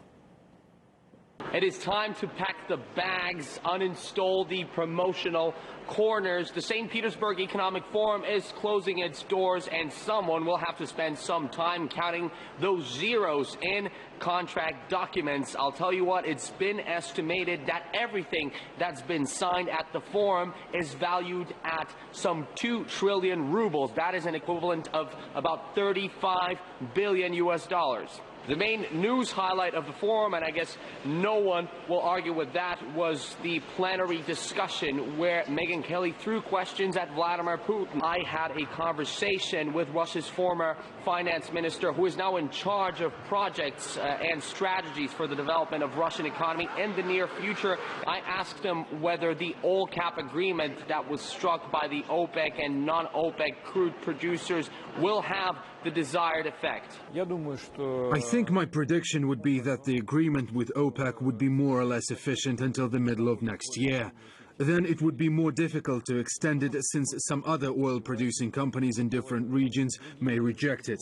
There are opportunities in other regions and for other companies. Another issue that was widely discussed at the forum is the sanctions, of course, and I talked exclusively to the man who was able to lure in some of the world's wealthiest investors from sovereign investment funds with their total capital estimated at $11 trillion. And he told me that for them, the sanctions are not really anymore a factor of whether their money should go to Russia or not. At the same time, many people, including Vladimir Putin and Mr. Kudrin, said that the sanctions are indeed harmful. Here's what else Mr. Kudrin said on the issue. It's all very stressful for the market and also for our foreign partners, those who work with our key companies. We expect that gradually the impact of sanctions will continue decreasing, and we also expect that countries will agree on easing sanctions, but very slowly.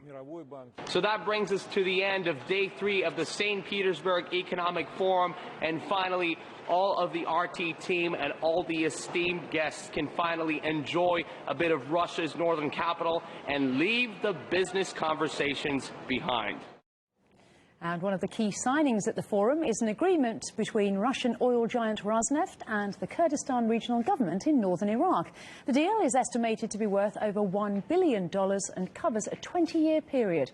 It will involve the joint exploration and development of 5 oil fields in Iraqi Kurdistan, and Rosneft will gain access to a key regional pipeline.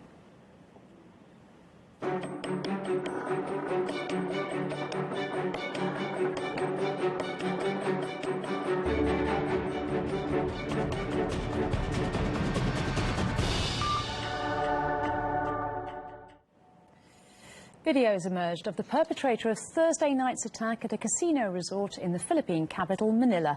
In it, he can be seen setting poker tables and slot machines on fire during his rampage. At one point, while going up some stairs, he looks directly into the camera. Well, according to the authorities, this was not an Islamist attack, but it comes amid a crackdown on terrorism of this kind. Parts of the Philippines have now become full-blown war zones, with Marawi a key hotspot. While fierce fighting between government forces and ISIL-affiliated militants has spread to the streets of the southern island city, civilians are under threat of being caught in the crossfire. With mass evacuations underway, Charlotte Dubensky looks at what it's like to be in the battle zone. A sigh of relief for those who've managed to escape from the fighting in Marawi. This child clutches her most precious possessions, teddy bears. The army says more than 150 people were rescued on Saturday. 46 were children. Amongst them, the Islamic writer Noor Luqman, who'd been helping to shelter Christians. I was very determined that nothing will happen to them. Over my dead body. No stranger to terrorists, he studied in Saudi Arabia with Osama bin Laden. And when ISIS fighters came knocking at his door, he told them to leave. And did they know that you were hiding Christians? No, I hope not, because if they knew that there were Christians in my house, they will all be beheaded and executed. For many others, the ordeal is far from over. A few families have locked themselves into this Islamic school for safety. The battlefront is less than half a kilometre from where I'm standing, and you can frequently hear the rat-a-tat-tat of gunfire and of bombs going off. We can even hear helicopters circling in the air, and it's a constant reminder for those who sought safety here at this madrasa of exactly how much danger they're still in. We're afraid. Sometimes helicopters fire at us, and the jihadists might kill us too.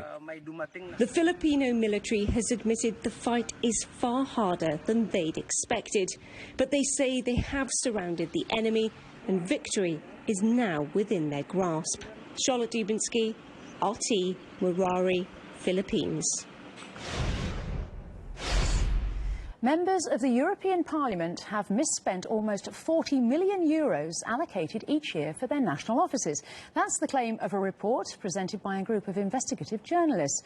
It reveals some of the politicians claim they pay rent for homes they already own, or claim so-called ghost offices that they don't actually use.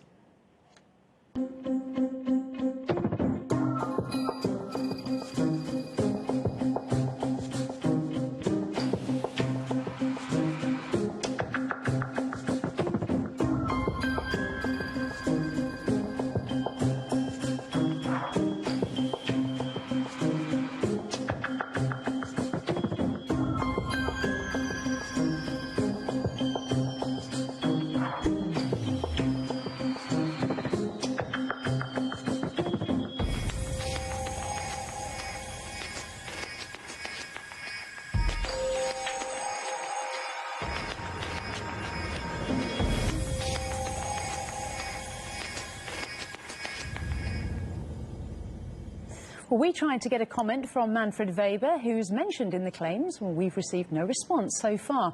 One of the authors of the report says the main reason behind the huge misspending is a lack of transparency.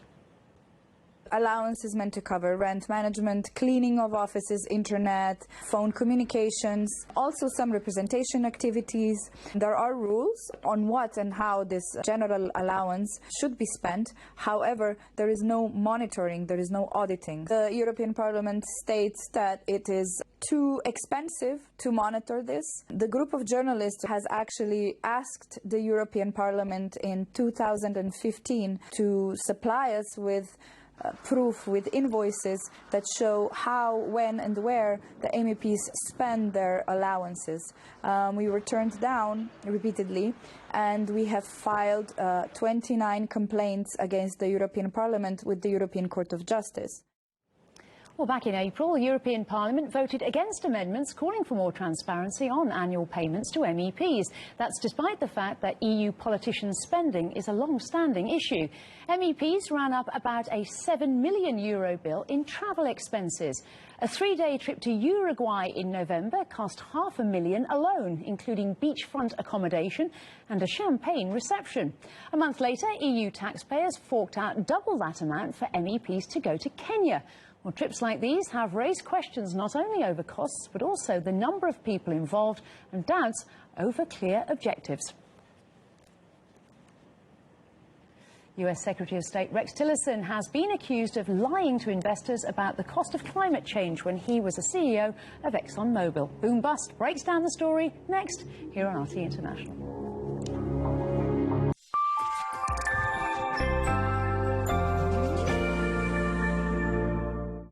Check in to a Now TV Entertainment Pass and check out the latest and greatest box sets, like these. Start your 14-day free trial and instantly stream the top shows you won't find on Freeview. We're talking this, and this too, all without the whiff of a contract. And with over 250 box sets, there's something for everyone. To start your 14-day free trial of over 250 box sets with no contract, search Now TV. He's got the cash. He's got a condo. He's got a car. He's got a career. But that still doesn't mean he gets you. Time to shine. Extra. Bullion by Post is the UK's #1 online bullion dealer. At Bullion by Post, we aim to make the process of buying gold and silver as easy as possible. You can buy bars and coins and get them delivered discreetly to your door. On our website, our prices are updated every 2 minutes and include free, fully insured delivery. To find out more, call us on 0121 403 3000 or visit us at bullionbypost.co.uk. Day. Night. Day. Night. What is this sorcery? A machine that can turn day into night? Madness. Whiskers, feed their curiosity. You could get 8 cans of Stella Artois from Tesco for $9.20. Or you could get 8 cans of Galera Premium Lager from Lidl, plus a big bag of tortilla chips, and a jar of hot salsa dip. Oh, and a pack of peanuts and potato chips. So that's a big night in with your mates, all for $8.72. Big on quality, little on price.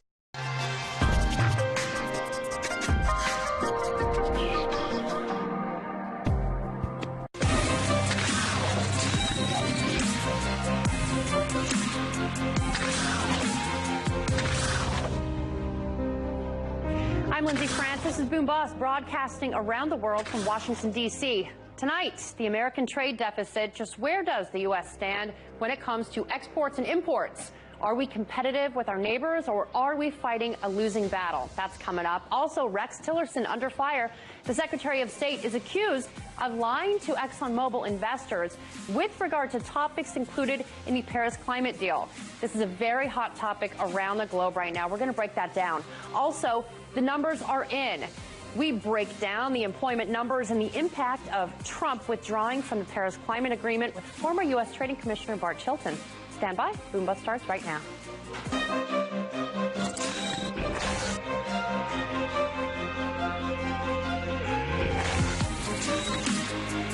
The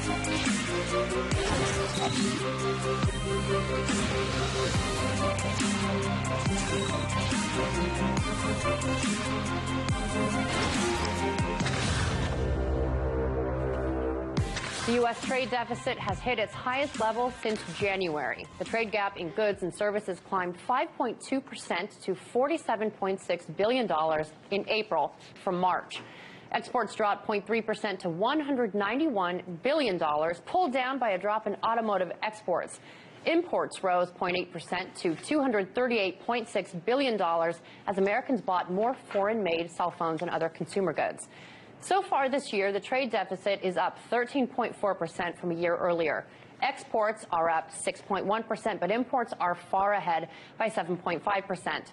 As President Donald Trump blames the lion's share of the trade deficit on abusive practices, he says, by trade partners, it does bear pointing out a politically sensitive issue. The trade gap with China registered a sharp increase of 12.4% to $27.6 billion in April. Climate change versus former ExxonMobil CEO Rex Tillerson. It's at the center of new accusations against the U.S. Secretary of State by New York's Attorney General Eric Schneiderman. According to court filings today, Schneiderman's office claims that when Tillerson was acting CEO of the oil giant, he approved of misleading investors over the costs that climate change could have on the business. In a probe, ExxonMobil turned over documents which investigators say cited secret internal figures to investors over a 2-year period. The numbers appear to have been tampered with between 2012 and 2014. Now, this week, ExxonMobil investors with 62% of shares voted at the company's annual meeting for more disclosures of the real impact that global warming policies could have on the business. And on Thursday, Tillerson downplayed President Donald Trump's withdrawal of the Paris Climate Agreement. Tillerson had urged him initially to remain. He now claims the U.S. has a terrific record of reducing its greenhouse gas emissions and that it won't push to reduce emissions in the future.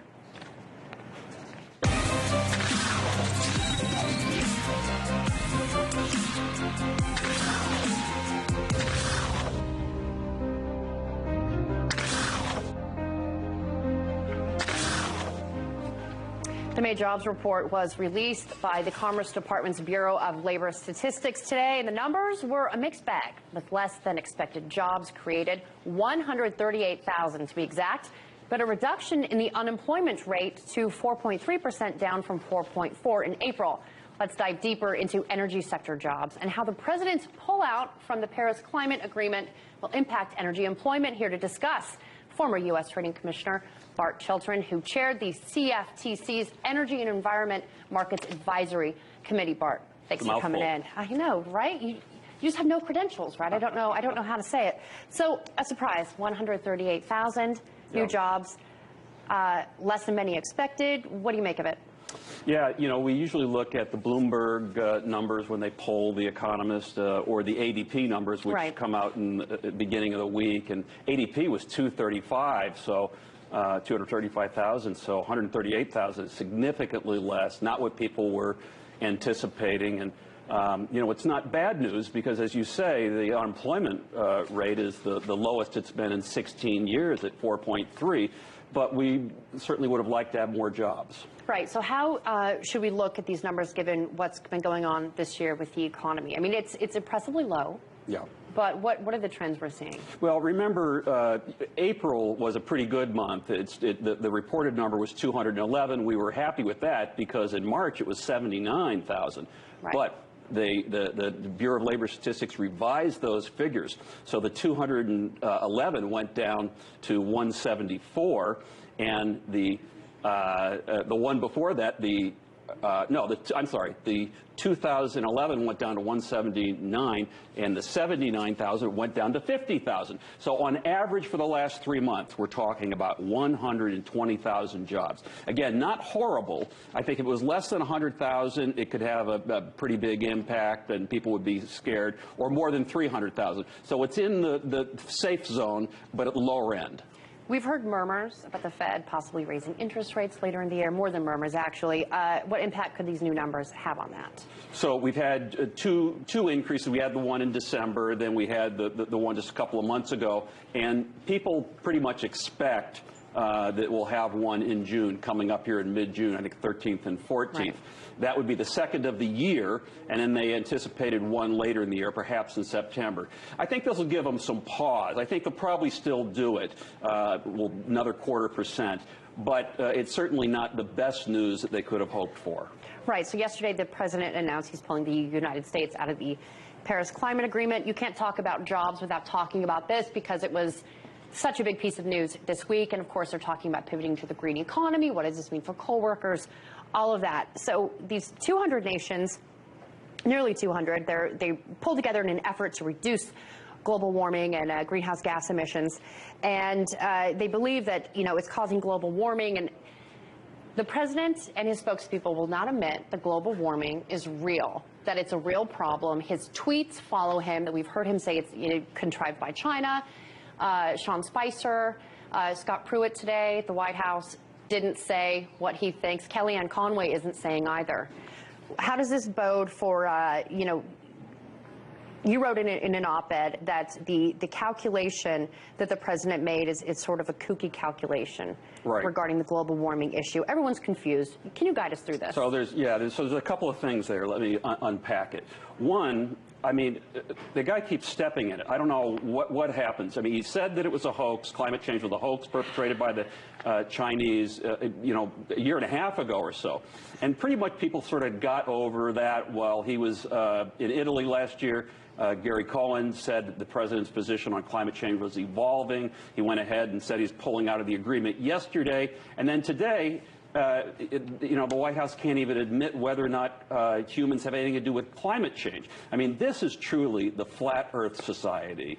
It's crazy. I mean, I understand you can have honest debates about science, but it's the overwhelming majority of scientists with 95% certainty believe that global warming is causing the seas to rise because the glaciers melt. And that means that people in low-lying areas are going to be screwed. They're going to, and that's going to create conflict. And then crops aren't going to be grown as much, and there's going to be famine. So, I mean, this isn't like it's a little issue. This isn't like National Dairy Goat Awareness Week. This is a major, big deal. And I'm really disappointed, and I think the president got it wrong when he talks about jobs, because as you mentioned, the green energy revolution is on fire and it's going gangbusters. And more money, $350 billion in the last year, Lindsay, has been spent on renewables as opposed to fossil fuels. So there's lots of investment in the business community. They know where to go for the future. Well, and also, I don't know if you caught this, but in this large interview with Megyn Kelly, and Vladimir Putin's had a number of large speaking engagements recently, and obviously talking about the Paris Climate Agreement, he said, look, it's been snowing in Moscow at least twice in late spring. We're going to say thanks, Trump, when it keeps doing this, because it never snows in Moscow in late spring. And he is saying, how can you deny this? And leaders all over the world are saying this, but a lot of people are saying he did this because of his base. This speaks to his base. Well, I think that's right. So two points. There's one, there's the weather, and two, there's the politics of it. So on the weather, I wrote an op-ed last week, a different one than you were referring to, where I talked about this century, we've had the 16 warmest years, last year, 2016 being the warmest, in record. And I even got criticized by some folks saying, well, that's just a point in time. Right. So certainly, just because it's snowing in Moscow, that could be idiosyncratic. It was a joke. But the point is, 16 years is I thought it was a pretty safe deal to say it's a problem. The politics of it, I think this demands that it become a super political issue, unfortunately. I wish it wasn't. I wish we could come together on it. I think the environmental community has got to get out there. This is the issue of our time. It seems like the environmental community can't say anything that's really going to convince the base, convince Trump. Jobs. You have talked about the impact of this on jobs. Trump has said it's jobs, it's jobs, it's jobs. We're going to lose jobs if we stay a part of this. What do you think of that? Well, I know the facts, so contrary to what the president was doing yesterday, there are 880,000 renewable jobs right now in the U.S., plus there's 2.2 million, Lindsay, on energy efficiency projects. So that means 3 million jobs. Fossil fuels are 1.2 million. So plus 3, and 1.2 in fossil fuels. The people in this country that are investing in these businesses, they know where it's going. The green future is it, and I just hope that we don't get held up on the regulations with regard to the Paris Agreement, and we focus on the economics. We'll be okay, I think. Then. Well, this administration can't just continue to stick it to the hippies, as it seems to think that climate change, proponents of climate change awareness are saying. It's if we can hit them in the pocketbook, that seems to be where they're going to take it seriously. Thank you so much for talking with me about this. Former U.S. Trading Commissioner Bart Chilton. We'll have to bring you on again to talk about the jobs and the green economy. Definitely. Time now for a quick break, everybody. Stick around because when we get back, car maker Audi is under massive fire from German prosecutors for a diesel emission scandal, and the investigation has just widened. Also, Puerto Rico faces a brain drain. The country is going through bankruptcy, and citizens are fleeing. As we go to break, here are the numbers, the closing bell.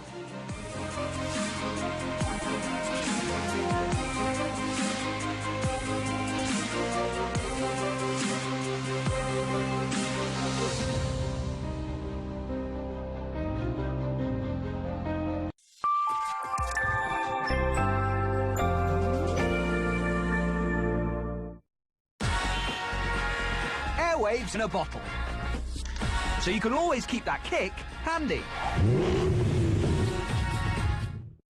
There's a tap that makes your coffee, a tap that makes your tea, and even prepares your tomatoes. The new Cooker Fusion gives you instant boiling, warm and cold water, and is easily installed in your kitchen. So out with the tap, in with the cooker. For free installation, call 0845 833 333 or visit cooker.co.uk. Check in to a Now TV Entertainment Pass and check out the latest and greatest box sets, like these. Start your 14-day free trial and instantly stream the top shows you won't find on Freeview. We're talking this, and this too, all without the whiff of a contract. And with over 250 box sets, there's something for everyone. To start your 14-day free trial of over 250 box sets with no contract, search Now TV.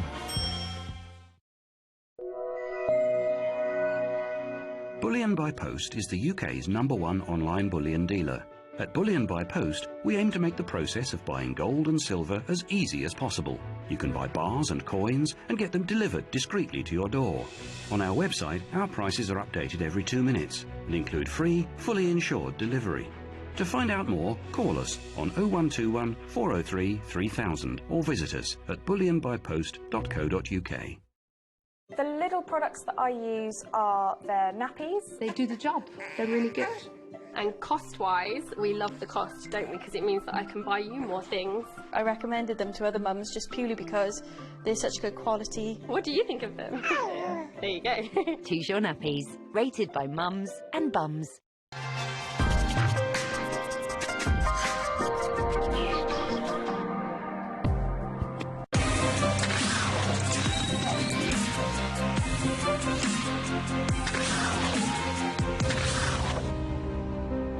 Prosecutors in Munich say they have expanded the investigation into possible diesel emissions manipulation at carmaker Audi. It is now set to include cars sold in Germany and Europe, not just those sold in the United States as originally thought. The German Transport Ministry claims the company used software that turned off emissions controls when vehicles were not being tested in 24,000 cars built between 2009 and 2013. Parent company Volkswagen has a long and expensive history with emissions tampering. It's already agreed to pay more than $20 billion in fines for the 78,000 Audi, Porsche, and Volkswagen vehicles sold in the United States with an emissions tampering mechanism. Puerto Rico has lost 2% of its population in each of the past 3 years. The bankruptcy of the U.S. Commonwealth, after years of shocking decline, has accelerated an exodus that's adding to the island's economic misery. In debt to the tune of more than $120 billion, its bond debt alone has grown 87% since 2006. A simple way for individual islanders to avoid having to pay this bankruptcy and this debt is to move to the mainland. which they are. A comparable departure from the 50 states would mean 18 million people moving out since 2013. Now, today, 400,000 fewer Puerto Ricans live on the island of 3.4 million compared to 10 years ago. The St. Petersburg International Economic Forum has kicked off. Some big news regarding Russia's investment in Kurdistan has just come out. RT's Ilya Petrenko is on the ground in St. Petersburg and brings us details on this deal. Why would a breakaway region in Iraq suddenly make headlines, top headlines, at the St. Petersburg International Economic Forum?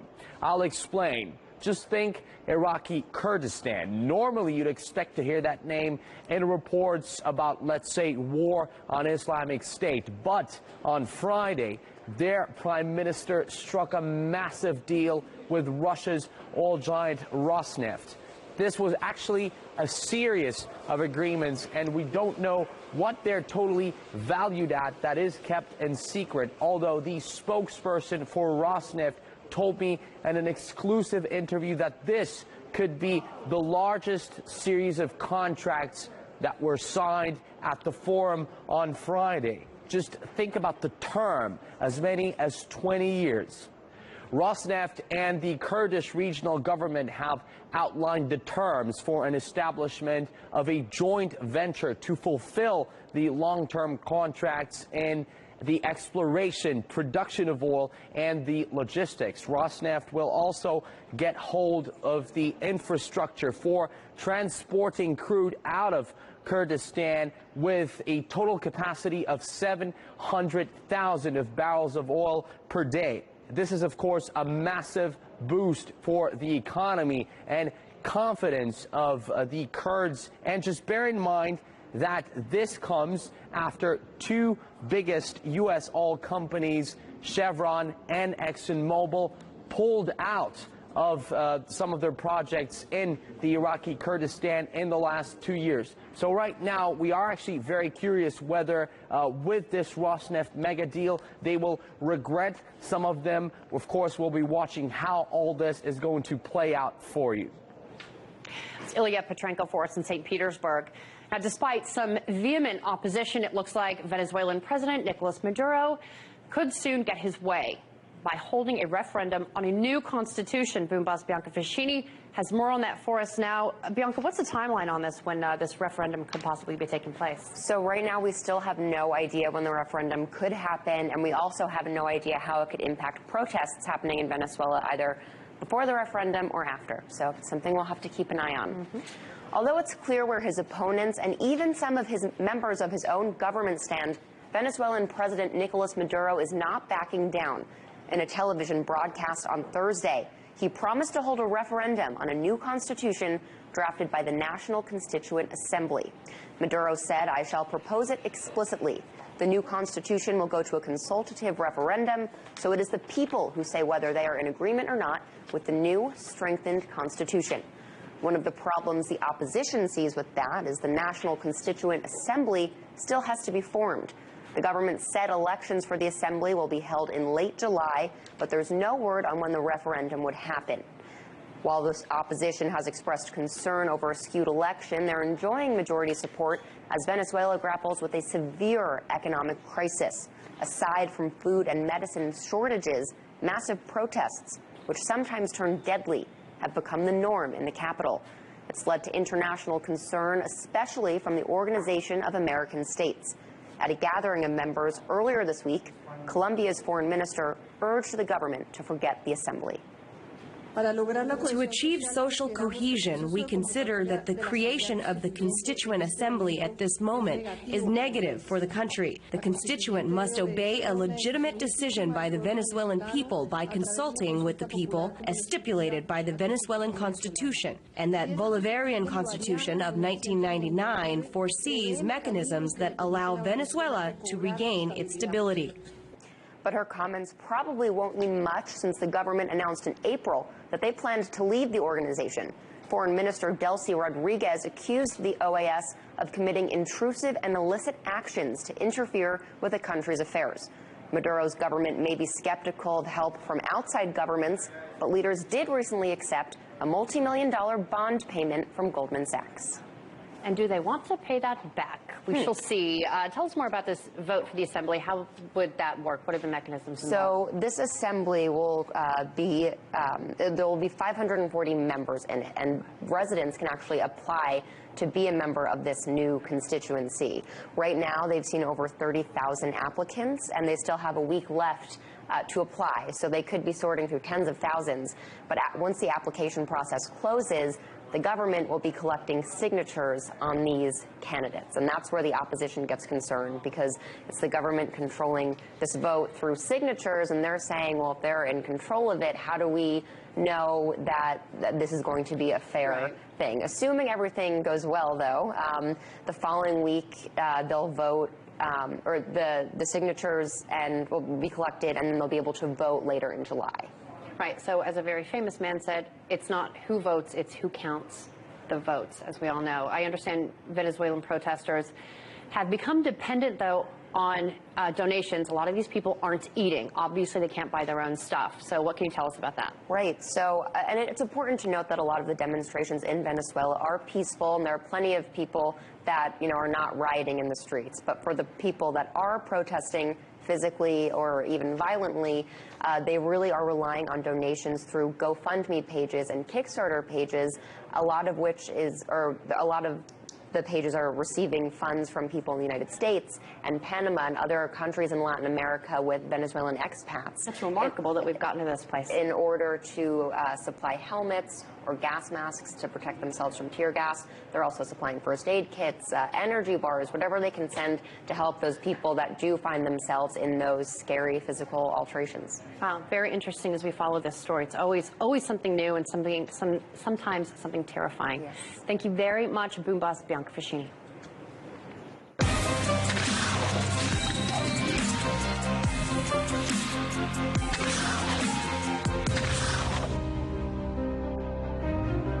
President Donald Trump has promised to bring back U.S. jobs and protect manufacturers from what he calls unfair trade practices. Well, the solar industry is relatively new, but it's already been hit hard by cheap imports from China and other countries.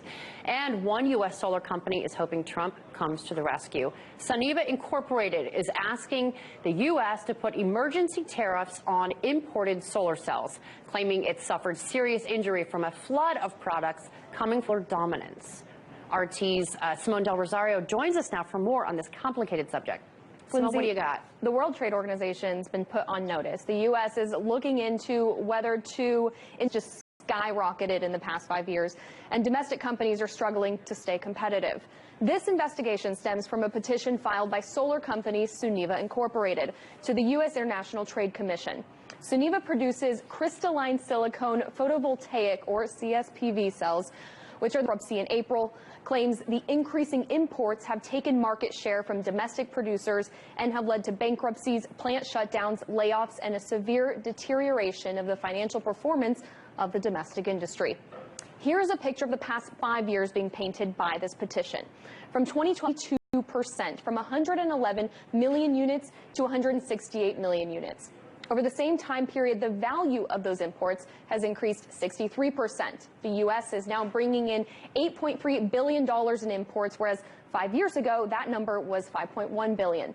This makes from this time period, 2012 to 2016.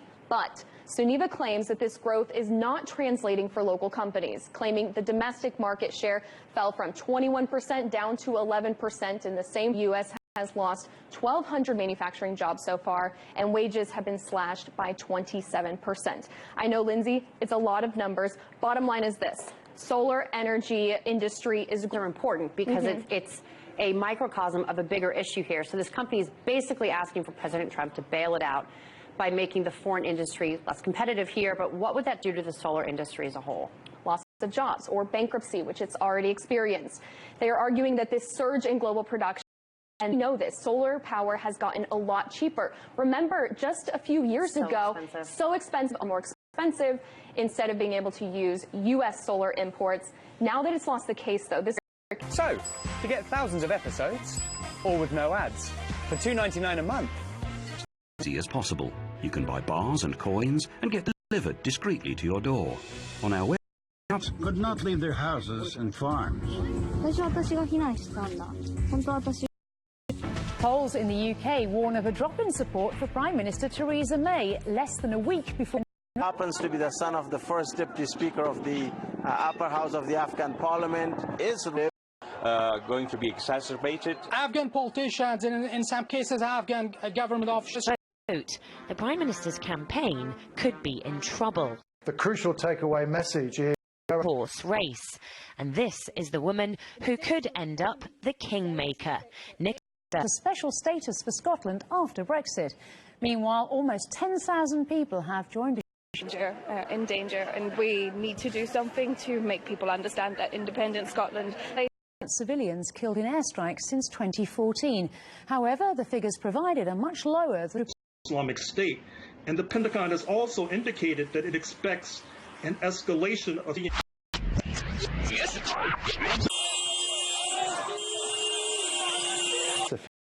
You can't simply use bombs to kill people and that somehow is going to stop or I'm crossing you in style.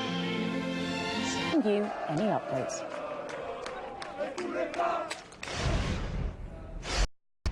With their total capital estimated at $11 trillion. And he told me that for them, Neft will gain access to a key regional pipeline.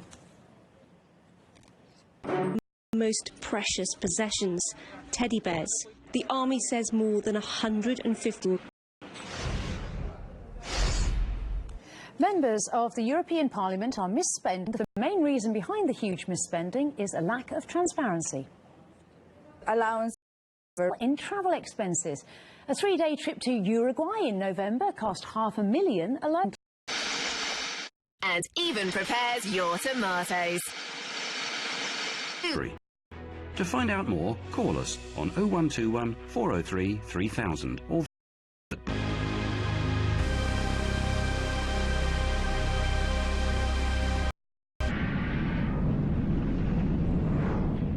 Welcome to Sputnik, orbiting the world a few years ago. Joining us this week to help us find out is the analyst. Has ever been summoned to give a statement, let alone being prosecuted, so that they could be removed from presidency, and that the PSDB with programs has lifted 40 million people out of poverty. So all of a sudden you had Operation Cow. Nationally, well, by sort of pro-democracy forces in the West, we haven't heard too much about it. Have lost a lot of their privileges. So I have literally heard people complaining. I used to have 3 precisely at the time of the coup. So she's a coup expert. There's no question about that. The U.S. getting involved, jeopardizing, destroying the country. We're gonna get there and get rid of him. Now they're trying to. Let's talk about execute Lula. And a very important phrase that a judge, the person being accused, will say anything that they wish to hear in order. Discussing political unrest in another BRICS country. Find out which one after the break.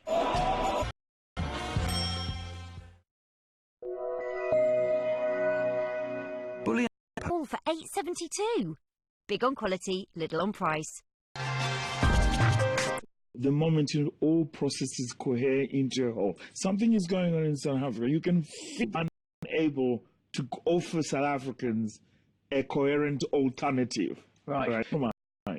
And part of the problem with that compromise, it left the question of social injustice.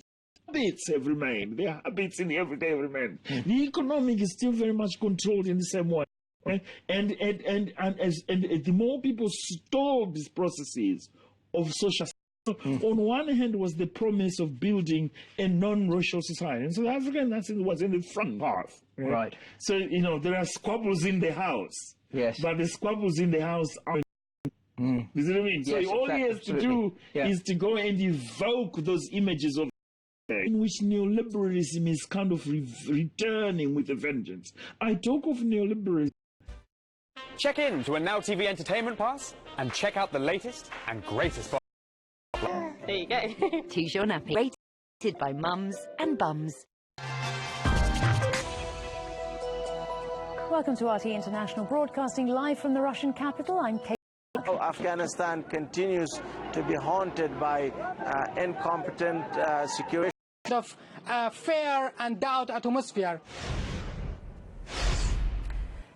9-point lead, that won't necessarily give her a majority of the kind that she originally had. Alliance. If there was to be a hung parliament, then I would want the SNP to be part of it. As RT's Issa Ali reports. Predicted around 6,000 people. Then we'll worry about the EU. The rain hasn't stopped people attending here today. There are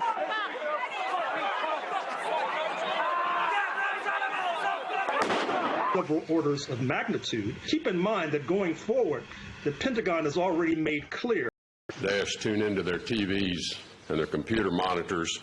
They will see the strength. Mega coalition against terror been doing? Well,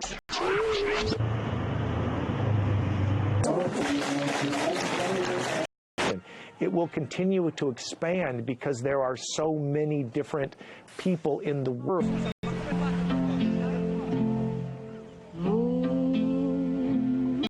That such attacks can take place. Yes, I think it's quite Taliban. President Ghani 2-3 days ago said the Taliban are brothers who need to be spoken to. Yes, a regional approach. This has always been the case. You've got neighboring countries like Iran, Russia. The rage remains. Well, we're following the demonstration and we'll bring you any updates as soon as we... The sanctions, of course, and I talked exclusively to the man who was able to lure in... Worth over $1 billion and covers a 20-year period. It will involve the joint exploration of being caught in the crossfire. With mass evacuations underway, Charlotte Dubensky looks at what it... Sometimes helicopters fire at us, and the jihadists might kill us too. And deliver your ad to ensure a successful campaign. So isn't it time Gorilla... Cyclonic vacuum cleaner, just $49.99. From Sunday the 4th of June at Lidl. And now we have the slow disintegration of our financial market in the world to keep these big banks from having to declare in sharp sell-off unfold, and other regular dip buyers are crushed. The nervous crash buyers don't. From this global stock market tsunami that's built up over the past 20 years, than what we've seen in the paper markets. But these guys who run the gold bullion banks was Beijing. So it would be interesting to go and see there with our own two eyes, a global economy that's still working together, and if China collapses like that, then their financial early flip the house, flip the property, everything is a gung-ho capitalism, but it's not. And all the reaction of the seniors is to gradually look over and say, look, Norm... Not yours. Time to shine. Extra.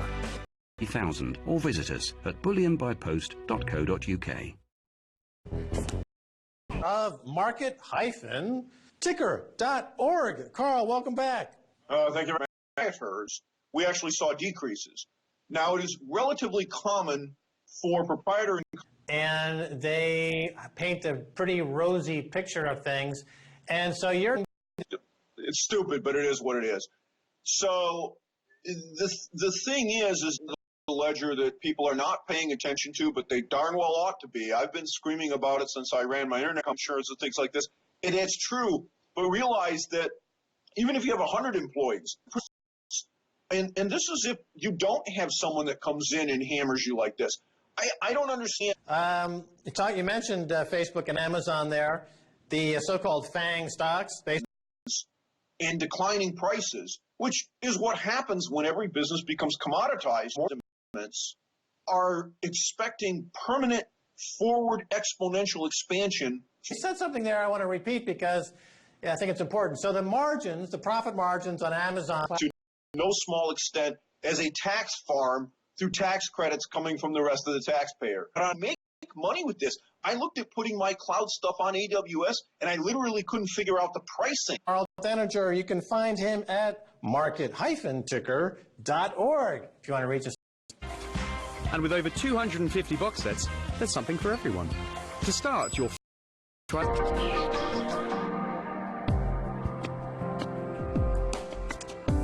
I'm Kate Partridge. Thank you for joining us.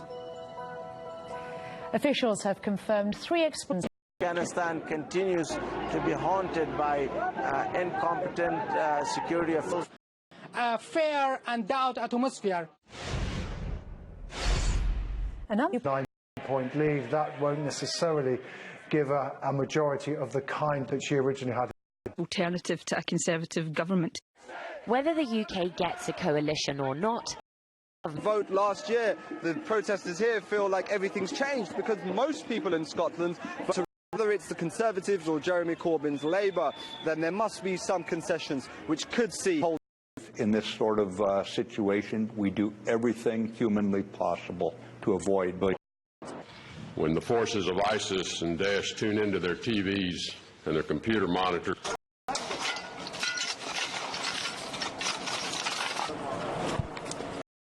Many different people in the world who are struggling and looking for answers. And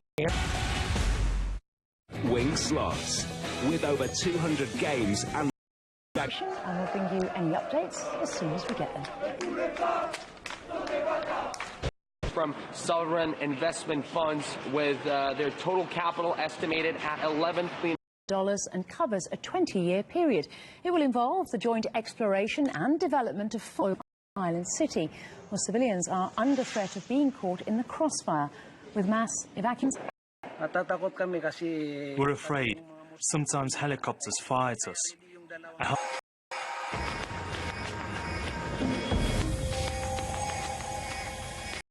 School for girls in the Pakistani city of Karachi. I know. Those spines won't protect you. You're mine. Now where?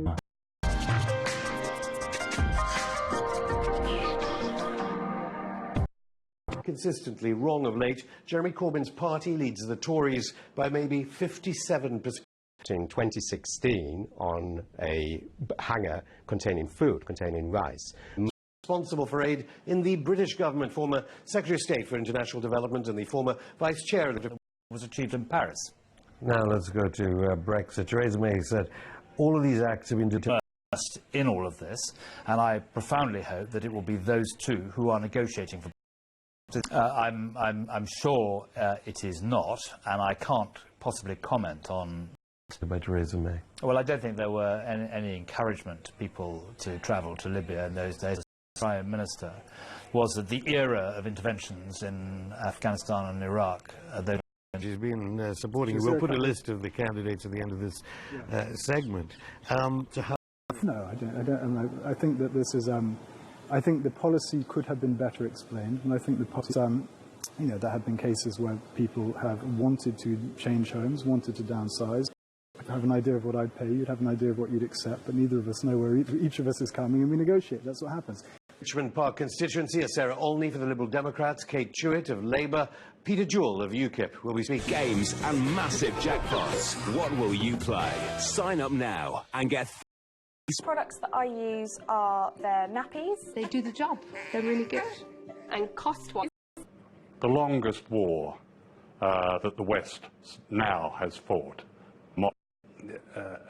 Organisations from Chatham House right through to the assassinate Colonel Gaddafi. They are implacably, or were implacably. As a British subject as well, to support what in effect was the British business. Of the apparent detonator that he used. But now we've gone back to the original. That is having a devastating effect on the children of that country. All children, all came, was well known to the security services in Britain. By Zabriskie, who was President Carter's so-called national security advisor. And we'll have David Cameron's business secretary, the Lib Dem, Sir Vince Cable. In the meantime, keep in touch via social media. You can concentrate when you're hungry. Eat a Snickers. The 7 people at a funeral in Afghanistan attended by top officials. The upper house of the Afghan parliament, his relatives, his friends are already saying... The recent attacks and also the ongoing situation in the north of Afghanistan, there are lots of questions. Weeks ago, we were pretty sure that the Prime Minister was going to win on race. And this is the woman who could end up the kingmaker. Nicola status for Scotland after Brexit. Meanwhile, almost 10,000 people have joined a Scottish independent in danger, and we need to do something to make people understand that independent Scotland has a place within.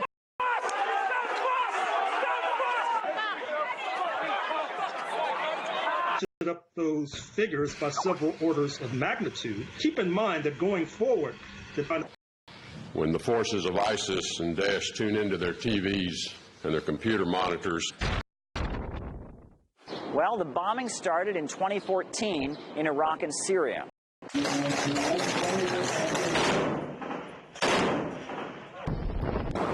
And that somehow is going to stop this organization. It will continue to expand because there are and get 30 free spins. If you're looking to transform your business, we've got amazing deals like the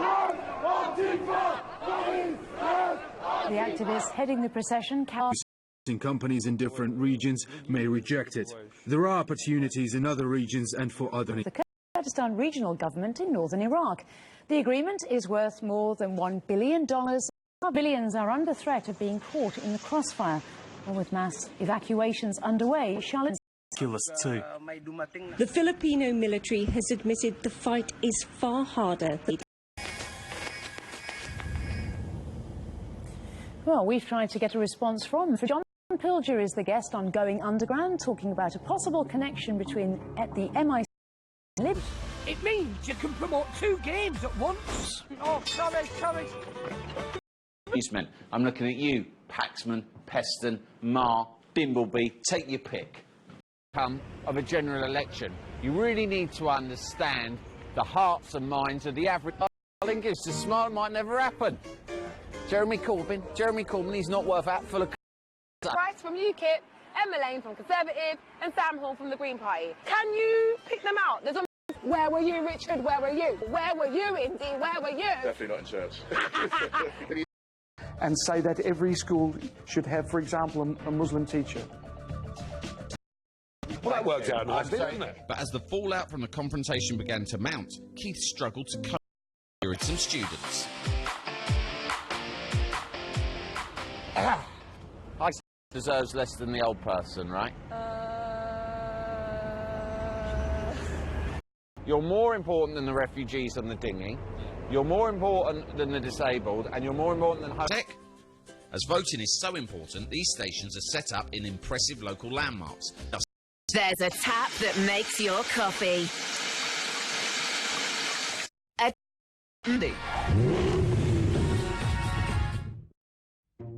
What are you up to? No, polls actually come from the man who I visited next on my amazing... Decline in satisfaction and loyalty to parties has had a big impact. And they otherwise think, oh, well, why bother? They'll say the polls are never... Predicts the outcome of the 2017 election. Make or break politicians. So I went to meet someone who's had a foot in both camps when it comes to... Shoot somebody in Times Square and he would get the same amount of votes. Absolutely right. You can't get away from the fact. Look, we all know that he's a popular falconer in his constituency. Yeah. And the snack without making a dickhead out of myself. So I think there's an element. of preparation. So tasty. It's worth losing an election. Most posters all round it, and I join her for a duet of Bees in the Trap. And that's what's really important. Anyway, be lucky. Real, but I've got a rainbow. It's 2 halves in one. Have been laid against President Zuma, but is it all just political posturing from the opposition? Join us on this. The Metropolitan Police say they're dealing with a serious incident. Eyewitnesses say the vehicle was trapped. Conclusion that this is more than just an accident. This could have implications in not very sophisticated methods. Again, very early and...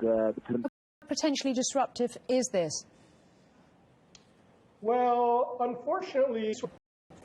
Well, an update on the situation in the UK capital. A van has driven into pedestrians on London Bridge. In India, he was in Kabul. He was one of testing about the growing internal rifts and the internal problems that the government is, I would call and mounted the pavement. Police have advised people to stay away from the area and have closed the covert support of the Libyan fighting group. We know that the Manchester attack around Europe, there's no doubt, there's a clear difference with this general election. There's Jeremy Corbyn, who said to foreign policy and asking, what did the Prime Minister Theresa May know ahead of... Well, thank you very much. We're going to leave it there. Afshin Rattansi, RT host, thank you very much indeed for your time. So we could be potentially looking at a shooting incident here. In any case, the police are saying that it's shouting at them to turn around and head the other way. And we're seeing these live pictures, of course, of many people now. And have closed off the bridge. And as you can see, we're following the story and we'll be bringing you updates. Armed police units and ambulances hurtling past me on the roads. Why RT's Polly Boyko looks at what could happen if they turn out to be right. Average of the opinion polls at the moment, which is around a 9-point lead, that won't necessarily give a much. Want the SNP to be part of a progressive alternative to a Conservative government. Whether the UK gets... I've quoted eyewitnesses as saying several people are lying on the ground receiving treatment for stabs. On the pavement, and of course this will bring back many people to jump to the conclusion that the ability of people to cause damage and cause harm in such a way using not very... The streets are somewhat sound of police sirens, hurtling sirens and these police units. Yep, gone. Days before the general election. Well, it's going to be very significant in development, and I think it's going to have wide political implications. Another breakdown in communications, unless there's a... Thank you. Pleasure. Well, with more details coming in from the UK capital, London Bridge is underway from the area and have closed the bridge. We're following the story and we'll bring you updates as soon as... On London, or near London Bridge, and also reports perhaps of the same hallmarks of one of these tragic terrorist attacks that happened. And so I think that we need to get used to... A few bridges down the road, just a few bridges over in Westminster Bridge, just anything more at this stage, who these men are, what's happened. Some eyewitnesses are saying that gun...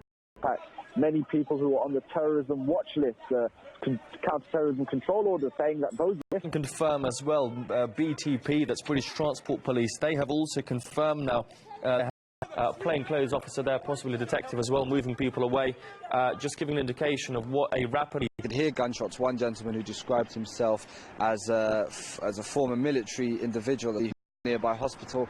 Hopefully that will be a factor in perhaps saving lives when a man drove his vehicle or a hired vehicle over the bridge into people and make... Incident at London Bridge is one particular, that's a separate incident with apparently there are reports of men in the UK in London. During an incident like this, a major incident, what would be the standard police response? In America, all the lies. We know there's an arrest warrant for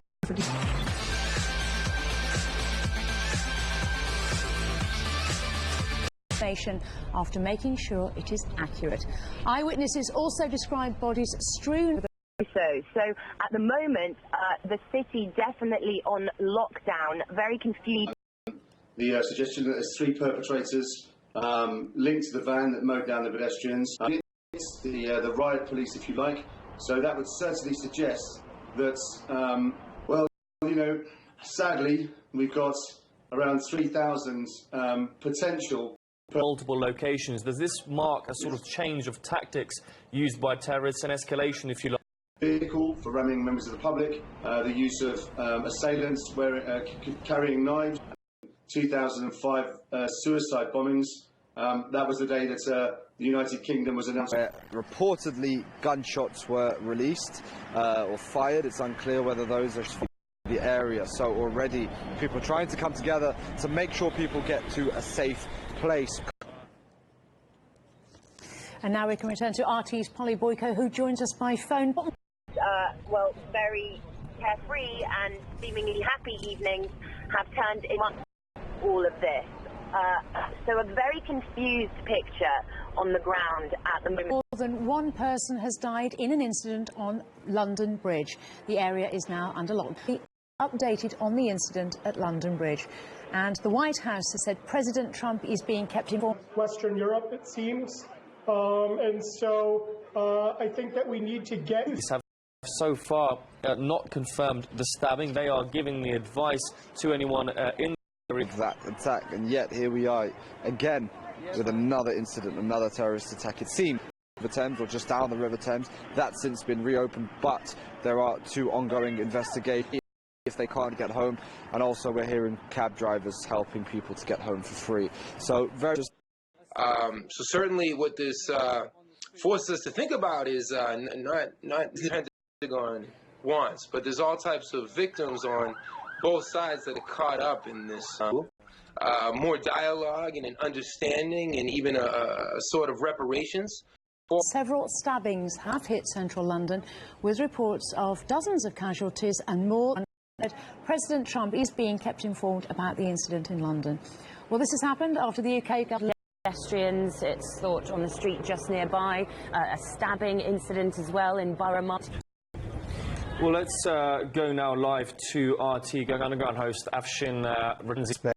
On the loose in Millbank, just near RT's headquarters, London headquarters, of what looked like the van attack, and that, of course, is very near Borough Market.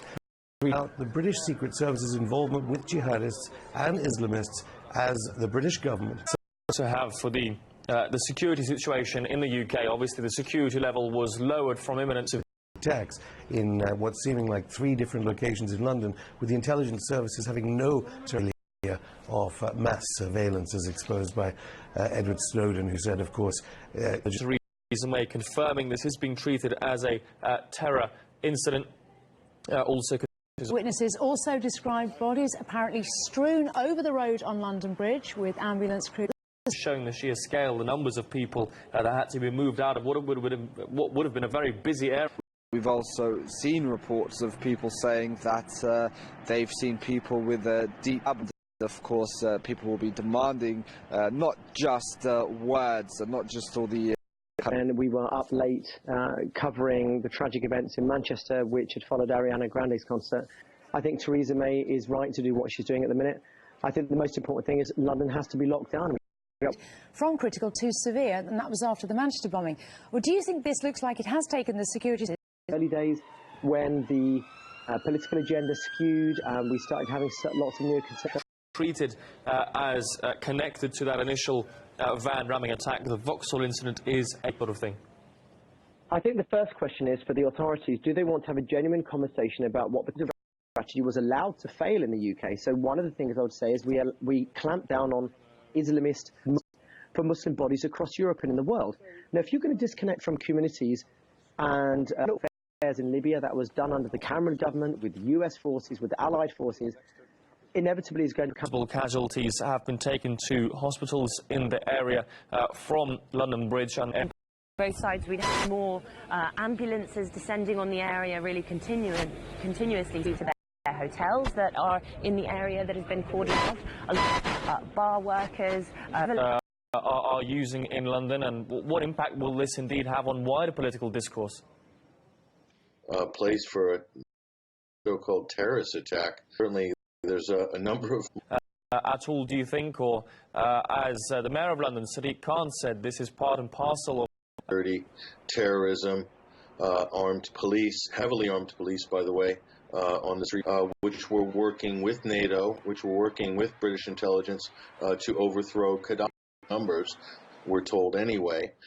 So yes, we can have that conversation, but it's not... Point I'd like to pick up on that you did mention, which is Saudi Arabia, the Gulf states, terrorism, radical Wahhabist terrorism, Takfiri national terror. You know, why these attacks are happening in the UK right before this fire, and all these kind of almost comical publications that are put out in the English language online.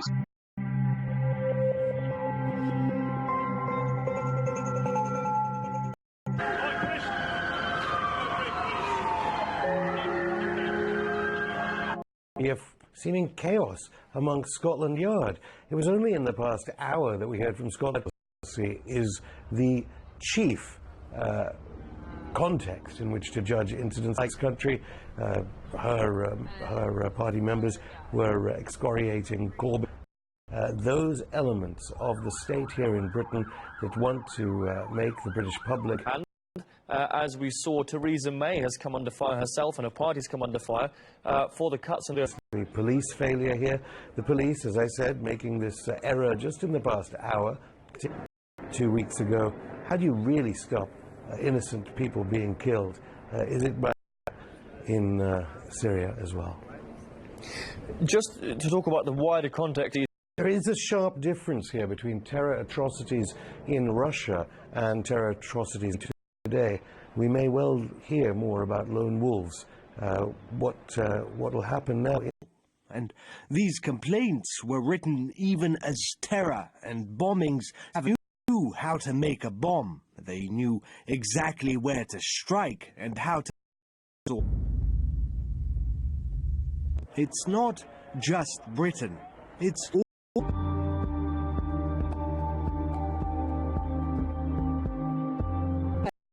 reduces the guilt of those who attack our children. Those terrorists veered off the road and ploughed into a group of people. Witnesses reporting as many as 20 people injured. They've likely to come in over the coming minutes and hours. Certainly a lot of police. And be careful. Saturday may be a difficult day in terms of security foreign policy. Just an update for our viewers before we just get back.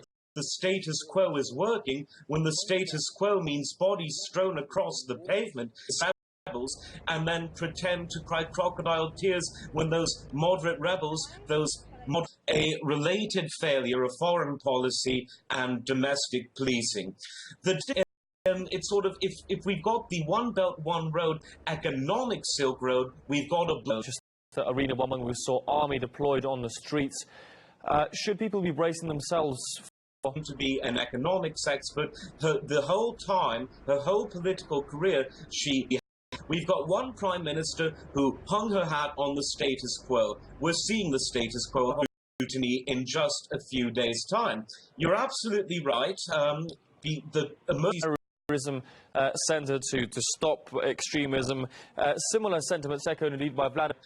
Most of them were thinking ISIS did it. And what is the ideology that needs to get very serious? We talk about resources being diverted from police time that... Time to shine. Extra. At Gorilla...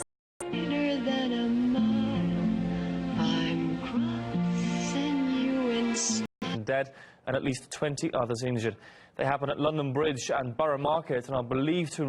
A while after this attack had taken place, but ambulances were still making their way in. Explosions, because this area is cordoned off. The police are clearly combing it, and again, he and his colleagues were forced to hide in a cellar while armed police... People, I even had one guy comment to me and was like to me, "Oh, I need a drink, innit?" He looked shaky. During the fasting season. So Europe has been ravaged by this menace for 2014. They had something called Operation Shader, which was the start of British religious fundamentalism and fanaticism. So it is a combination of the two. It is not possible. They're simply venting frustration at the so-called crusaders. And remember this... UK, is it? This fits in with a bit of a pattern in Europe. We've seen the same modus operandi in...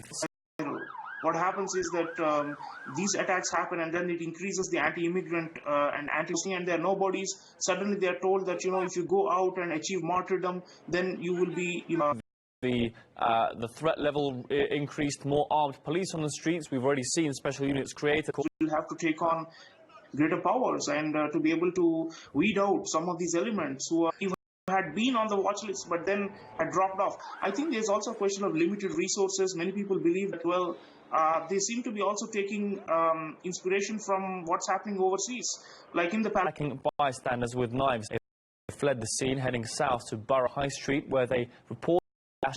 Well, that happened just 2 weeks after a suicide bombing at Manchester Arena that killed 22 people. to an attack on March 22nd when a man drove his car into pedestrians on Westminster Bridge. We live in an era of security. Every year, every British law enforcement and spy agency, by all appearances,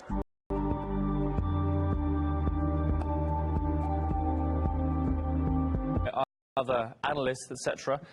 Do you think he has a point at all? And every time it does deny it at this point, it only increasingly discredits services. And we do know that the local Muslim community in Manchester had reported them on five activity, and it seems to be getting worse and worse. The Westminster attack in March, where a police officer was being carried out against targets of opportunity. But as I say, this is all speculative. To the police, 20,000 police officers have been cut since 2010 by two successive incidents. And that a manhunt is on for at least 1 to 3 suspects who... Our correspondent Polly Boyko has been in the area of the attack for quite... Such a lockdown while this incident was taking place. By the time we had arrived, a number of tourists who are staying in the hotels in that area that's been closed off. They don't know where. Police dogs, and they made everybody leave the area. They hid in a cellar for an hour. I was just being told to run. I work in the bar, so it was like... Back in March, just a matter of 3 months ago. What do you make of the choice of consequences? So I think at some point, Western governments should start questioning their individuals who feed into some sort of poisonous ideology that just hate the United States as well, and these terrorist acts. But at the same time, the Western strategy is not an anti-terror strategy as much. The question makes my point. If you're talking about the IRA or you're talking about ETA as well in Spain, shift in ISIS strategy recently, and every time there is an attack. They don't know what's going to happen yet exactly there. But the many politicians in the UK would be considered by, if it is ISIS, for example, I think they would consider this. And Islamist terrorism didn't exist in the UK prior to 2003, the invasion of Iraq. That happened under a terrorism strategy. The last country you should visit is Saudi Arabia. Your expert insight today. That was Saif Dana, a professor of sociology and international studies at the University of Sunday morning. Well, in just a couple of moments, we'll be bringing you more updates from London with a report. Bring peace to. Parece mentira que la Europa de los derechos.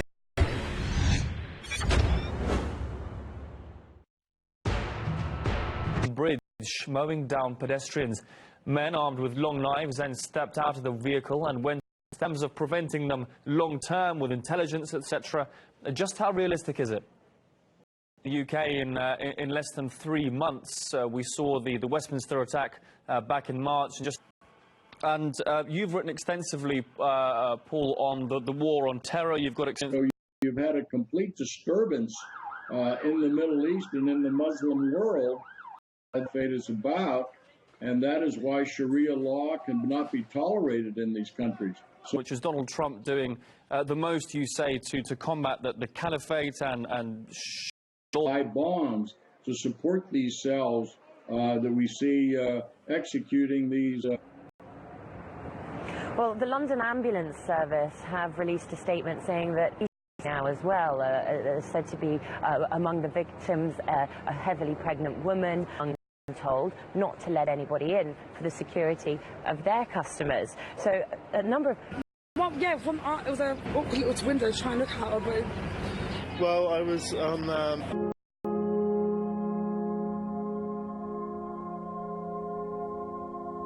He detonated an improvised explosive device at one of the exits. Several of those killed were children. In its walk from this school, which was the school of Salma and Zahran Halani, joined the fight in Libya to overthrow Colonel Gaddafi in 2011. They didn't ram cars or slash at pedestrians with hundreds of billions it spends yearly on spying, on surveillance, on security. Versus the awkward notion that one can somehow find about foreign policy. He's been criticized by the incumbent government, Theresa May, looking to be elected. You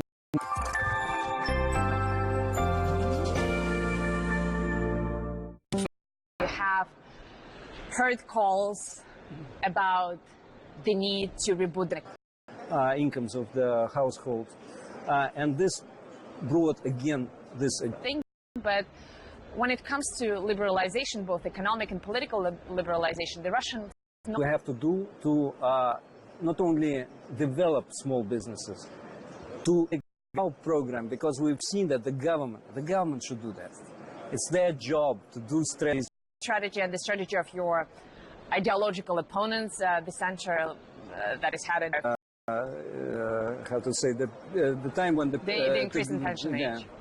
And absolutely, but he has been out of government for 6 years. Yeah, but and you still criticized him like 2 because weeks he ago. won't change at all. Well, if you say that this government is Kudrin's government, can you say that this president is Kudrin's? For oil economy, Kudrin did a lot, and this was working for me. Whether inflation should be the main target. Now, inflation in Russia has reached one of its lowest points. The economical university in the world, including Russia, can say there's inflation of cost. First of all, we see a lot of different sectors in Russia. Oil.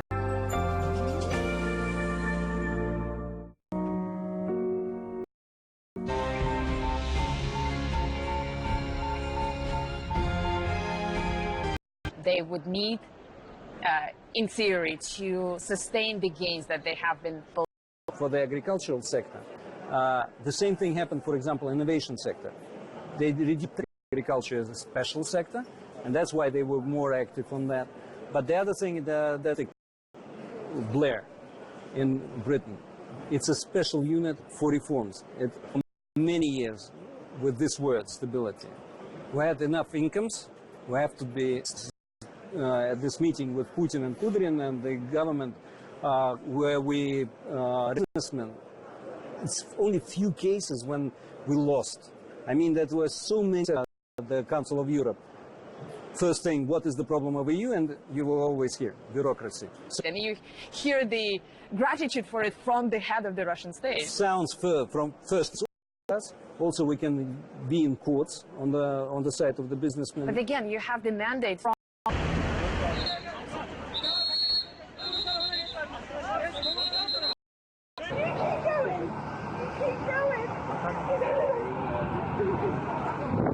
Explosive vests. They were then found to have been hoaxes, and 6 people, a pregnant woman, a young girl too. And I spoke to one cab driver who said that he was run. Yes. And was there a sense of urgency? Were they calm? Yes, they pointed to yeah, and come with a rifle, and a rifle as well, and just letting off shots.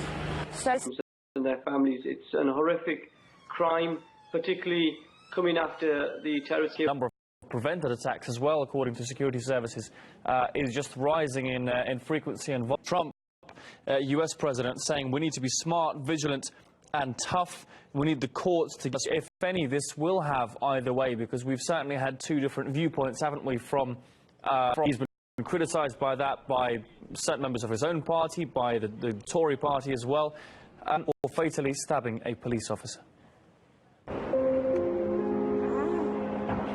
At Manchester Arena 2 weeks ago, Salman Abedi, a British citizen, detonated an improvised explosive.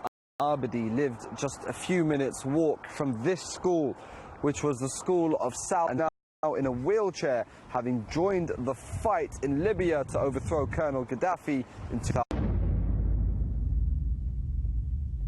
They didn't ram people with cars on surveillance, on security and policing. They've failed. Versus the awkward notion that one can somehow fund and implacably held to account for their actions. Minister of this country, her party members were excoriating. The media have quoted eyewitnesses as saying there were in fact 5 terrorists, meaning 2 could potentially.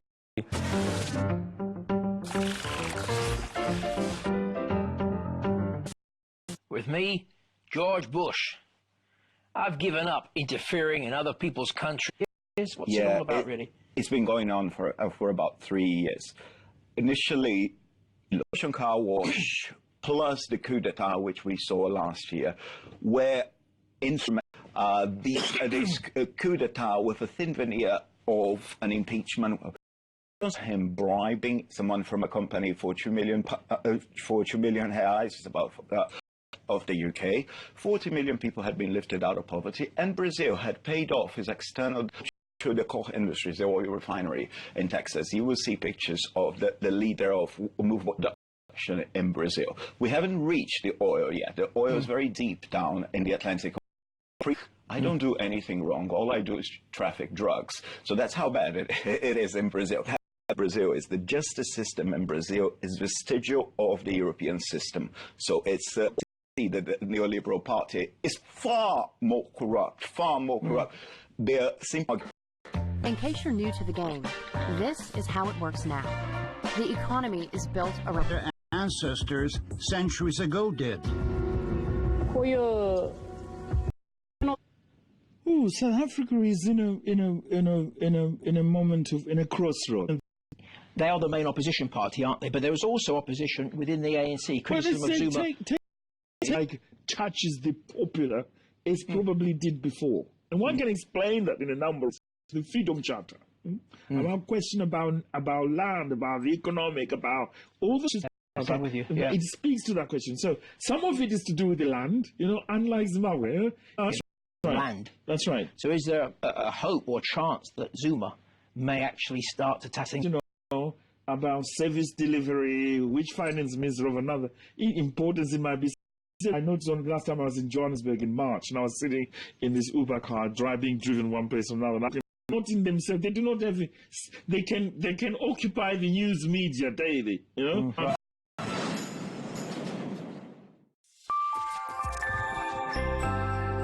War on Iraq and/or in Afghanistan.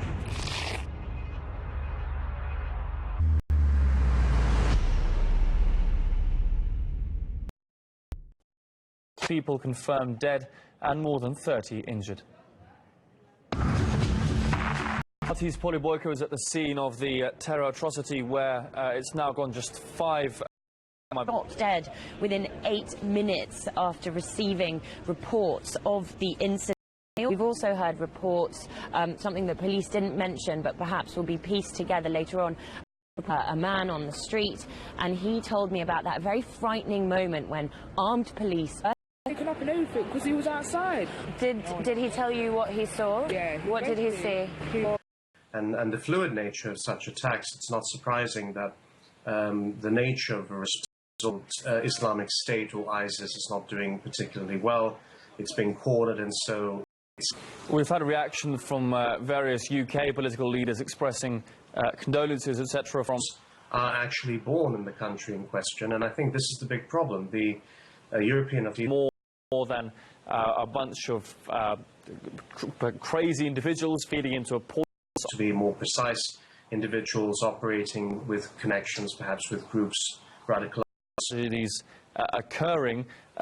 What sort of strategy do you see the government adopting here, increasing on RT International tonight? Pleasure. Well, the London Bridge incident bears a terror threat level had been lowered from critical to severe. Just over a week ago, Prime Minister Since the conflict in Syria and Libya began, a mile away from the school is this road where Mustafa Din lived. For us to be had, we've got to confront the ideology, we've got to deal with the foreign policy implications. And primitive. No, this was coldly calculated, organized. They've failed again and again and again. In no way reduces the guilt of those who attack our children. Whether lone wolves can be spun by media here to make the British public. By October 2006, we were in a...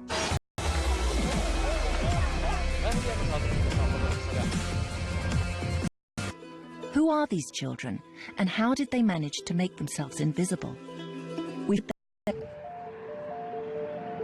Nobody at the reception centre wanted to comment on these allegations.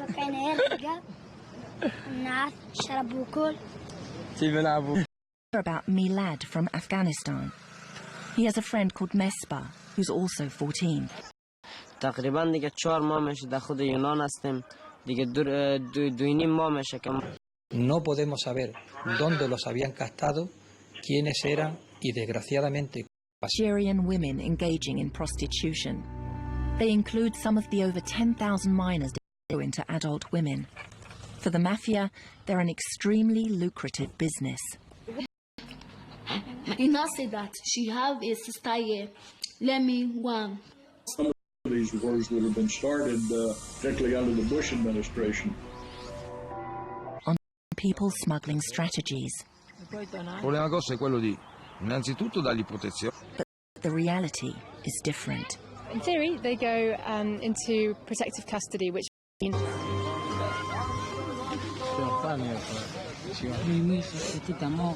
a people trafficker to enter Switzerland illegally. The port.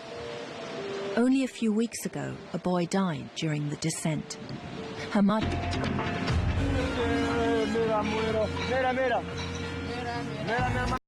Cars will be distracted for just a moment. Then they'll be able to jump off the wall, which is at least.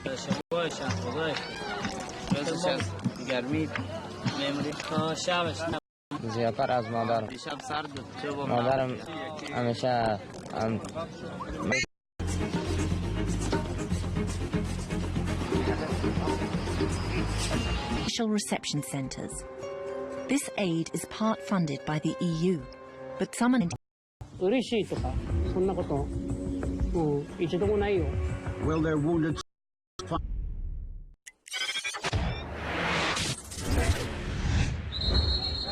In the deadliest. And despite months of accusations, France's cybersecurity chief and are now being treated in hospital. One on-duty transport police officer was also seriously injured. Involved, and that there might not be any more subsequent attacks that could take place. Now, was there a sense of urgency? Were they calm? Yes, they pointed guns at everyone. Like guys from the white van. Yes. Come out with a rifle and started just.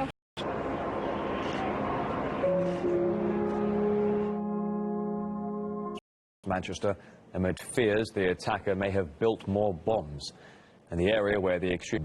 He lived just a few minutes walk from this school, which was the school of Salma 11.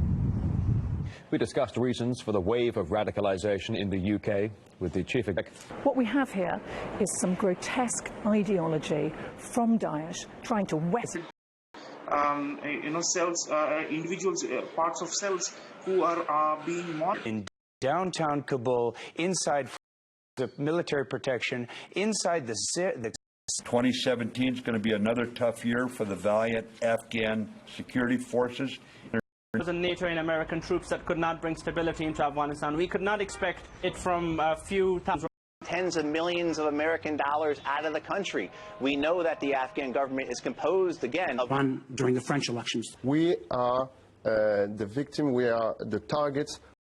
Agencies say merely that they are moderately to highly confident that the Russians were involved. Whatever. They're trying to attack the government of an ally, France. Should we be indifferent to that, or should we take that seriously? To immediately say they're under attack by the Russians because it gives them credibility. So we see over and over that profits right now. Where are the mainstream media who go back and say, wait a minute, we were... This is unbelievable. This is hysteria, and it doesn't end. Call us on 0121 403 3000 or visit us at bullionbypost.co.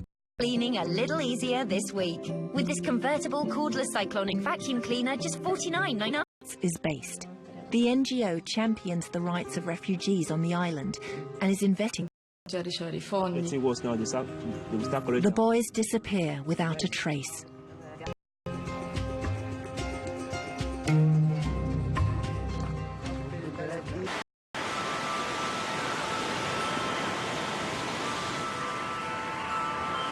Or dubious contacts. Many of them بيركب معاه ويروح معاه ويعمل وياخد بجزا ما يتخاك غير ذلك السماء خاطر يتواخذ شاب أفغاني ضل البنت عم يلاحقها يومين وثلاثة. Camp seem to be looking for them. هنروح ميلانو هنروح The old town and wait.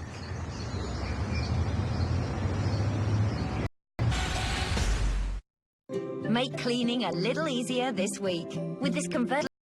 Others can't. You know what you want, and we can help you get it. You want options? We've got all kinds. Überwiegend haben wir mit Fällen von Diebstählen zu tun. Das sind die Verdächtigen. Meistens befinden sie sich dann tatsächlich bei anderen Jugendlichen. Der 2004 geborene, der ist natürlich 12 Jahre alt. But the reception centres are overwhelmed.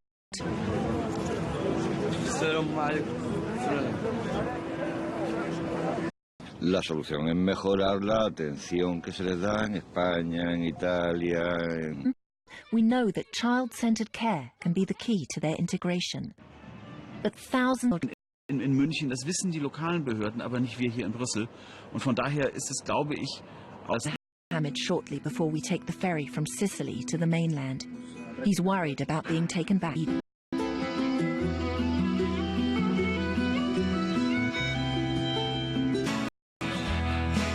Whatever it is that makes your business great, promote it with Vistaprint. Get shot dead. And with the UK witnessing its third terror attack in less than 3 months.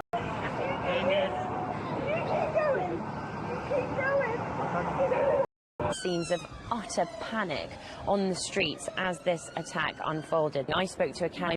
It was a little window trying to look out, but well, I was on this low-budget manner with also low-budget weapons, where, of course, concert in Manchester that left 22 people dead.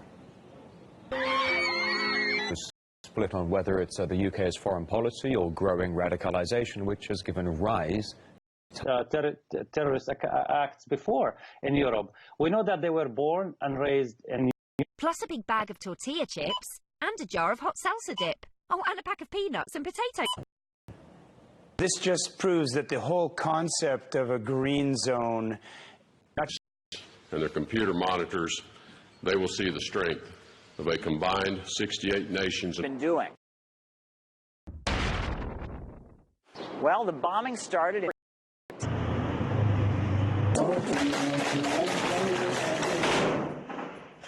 And fighting ISIL or fighting Al-Qaeda is you're fighting a philosophy. You can't simply use. Russia was behind the hack of Emmanuel Macron's campaign for the French presidency. That is, of course. Of the technical part can make us think it's just a simple person who created it, and so this person. That means. Do you believe that Russian intelligence agencies were responsible for the hacking and leaking of information? Sorry, what evidence? Surprise, surprise, there was none. Media's reaction to the news of France saying there's no evidence. Russia did this. Russia broke in. Russia hacked. We have. The little products that I use are their nappies.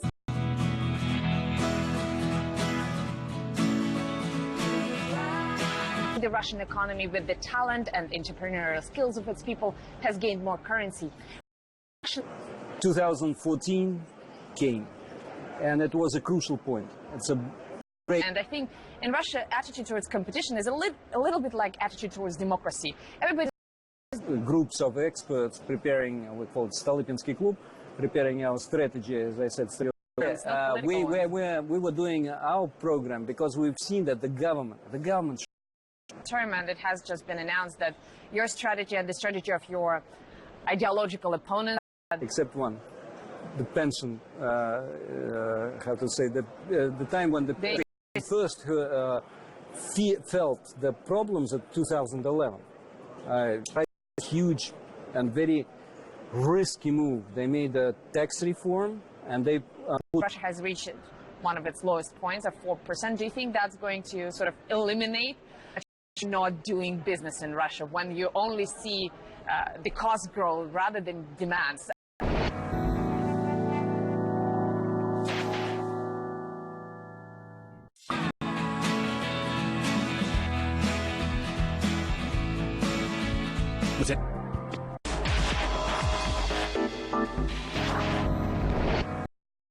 on these programs and then they lost their efficiency. They didn't gain an economy, they lost. I think they earned the money. If they help, it works, and no inflation comes. Can I ask you on this? Some programs, they work, and they show that really good economical Psychological nature, and it's really about the psychology of the Russian people. And you know, the main target is stability, social and economical stability of this country. They don't believe in business because they would steal, they will take the money away. Generated by state-associated or state-owned companies, but also because there is own possibilities with the government is to give good institutions to everyone. The control, which is high bureaucratic level, but with business to change the situation. Okay. Well, Mr. Chitov, I wish you all the success in your endeavor. Like I'm sure. Extra. When it comes to your business, you.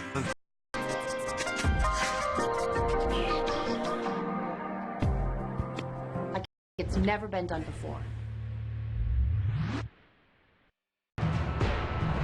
Injured. And the Afghan capital has been rocked by terrorism this week. Now, shortly after 10, do we know? It really is. I mean, it's obviously Sunday morning.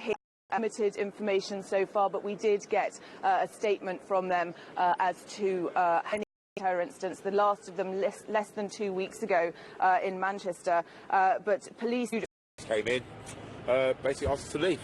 So armed police go into the bar that you run. Yeah. Holy like guys, coming out Muslim, coming out and stabbing people, running people over.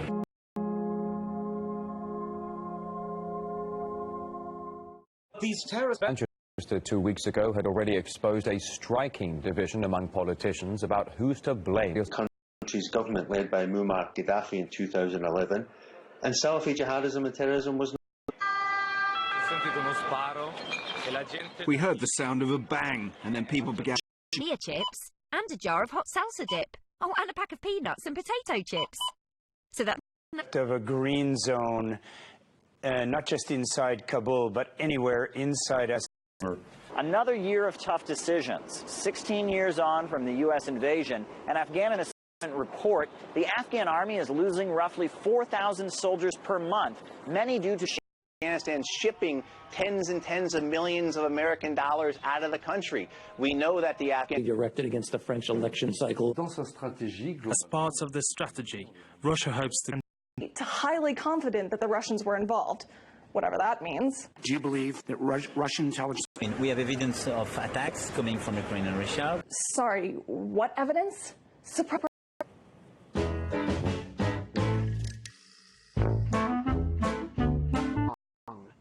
We have been wrong. We owe you, our audience, an anti-hysteria pill.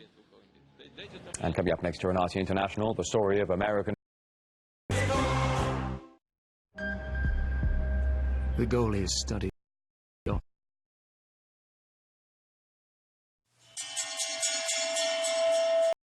Let's take this piece of cloth and wipe your fingers, please, like this, okay, first joint?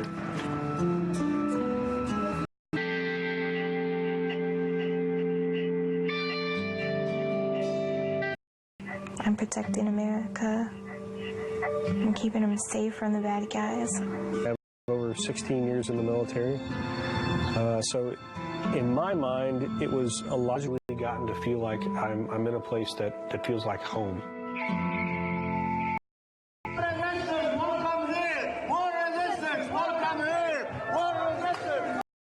We have a duty to the rest of the world to stand up for the truth, regardless of its cost to our personal being.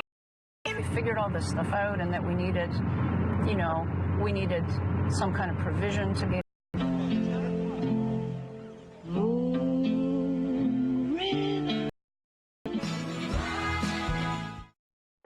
Dogs have always had subtle little ways of. No, 1/5.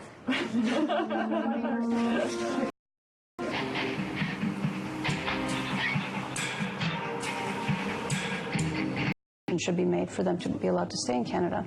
And then they had a vote, and they voted a majority in. Stand up and either say yes to the illegal war in Iraq.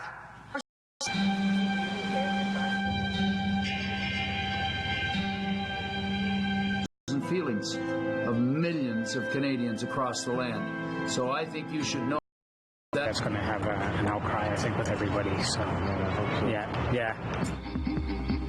Which actually defines whether or not a soldier can be considered for refugee protection based on opposition to a country. Clearly is an ardent supporter of the brand of conservatism that Stephen Harper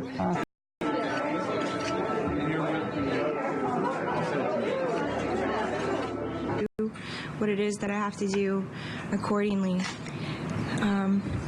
But Dogs have always had subtle little ways of telling you when something. Concentrate when you're hungry. Eat a Snickers. Better? Better. You're not you when you're hungry. And despite months of accusations, France's cybersecurity chief now says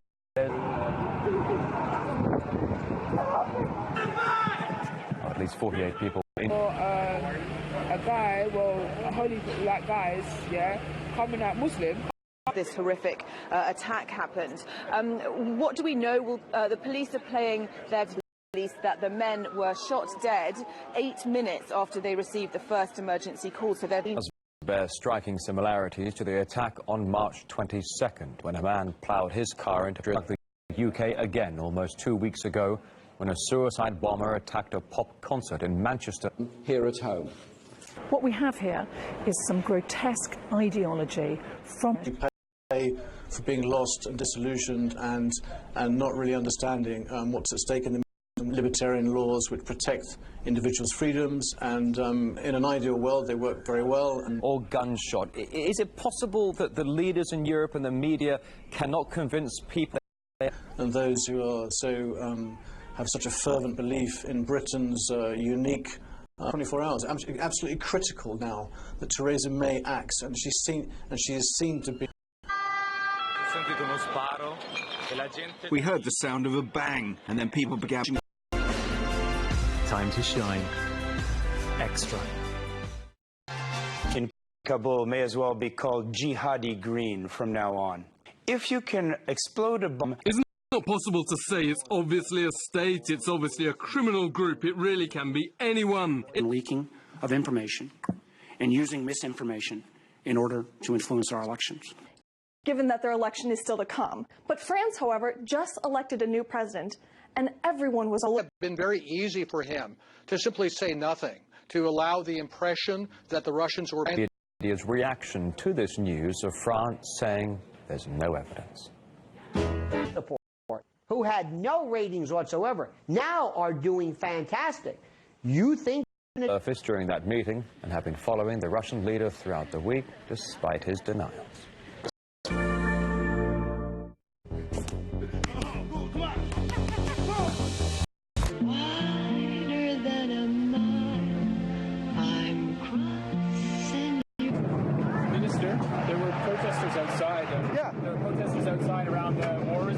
Family has been here for almost 2 years. She's an Iraq war resistant. She refused to fight in Iraq. There was a little thing you could go to, Canada's history of immigration. I would talk about this and that, and the Underground Railroad and all this stuff. In coming here, and you know, we're too far into this fight. And so they disappear behind a curtain. They do all sorts of strange things. We want. Moment of truth, I guess. We're expecting things to be pre. So that one again makes it strange. War resistors. To have even a Liberal voting against it, to have Mr. Ignatieff not even in. Suggest that war resistors should do, if you actually mean what you say when you think that. Sticks. Just one chew a day could help reduce tartar buildup by up to 80%, reducing the risk of gut. It's a very personal effect on me, and it's not something I'm going to forget anytime soon.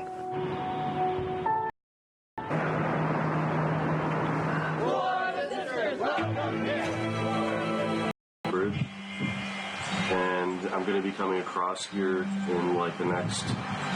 In Canada for 5 years. Yes, sir. And missing movement. The desertion and AWOL charge are multiplicious, so they're not going to find me guilty.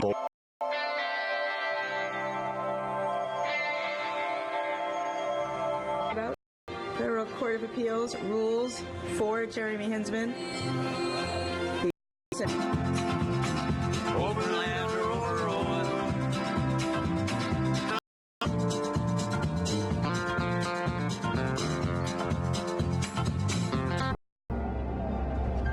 He's got a car.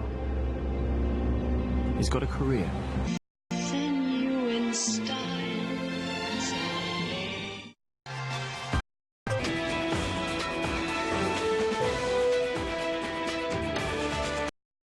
Our arms are up, and it's supposed to run. It's a van. It's all ran. In the window, we see someone giving C and running people over. One on-duty transport police officer was also seriously injured. At least one of their bodies. That is now discovered to have been a hoax. To do so, we're here at the scene now. Obviously, very much the morning after the night before. The police.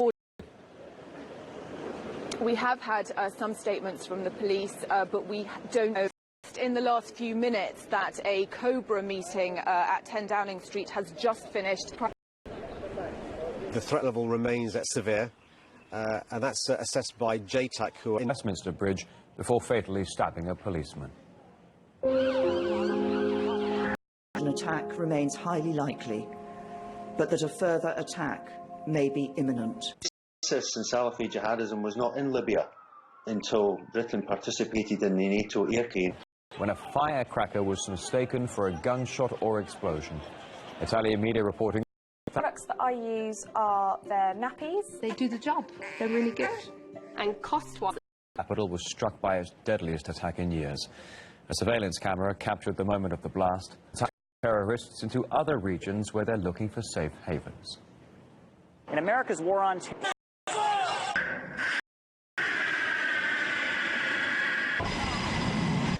You can't simply use bombs to kill people and that somehow is going to stop this organization. And to shape the course of events. Il n'est pas possible de dire. Whatever that means. Do you believe that Russian intelligence agencies were responsible for the hacking and leaking? Sorry, what evidence? Surprise, surprise, there was none.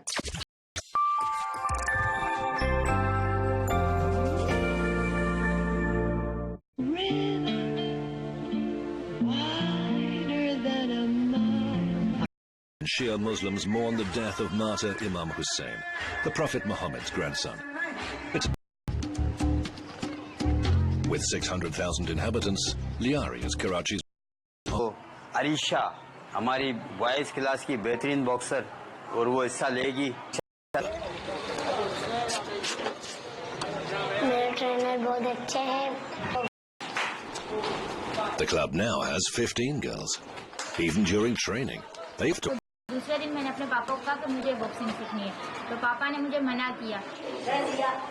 His family. Such an important occasion demands that treats are bought. खानदान को देखते हैं कि माशाल्लाह खानदान कोई अच्छा खानदान होता है तो उस हिसाब से जो हम लोग बात है सही है. Why is this upset is your business. You have a vision. You know what you want, and we can help you get it with options. And used his head as a football. Eventually, in 2012, police squads went into Liari and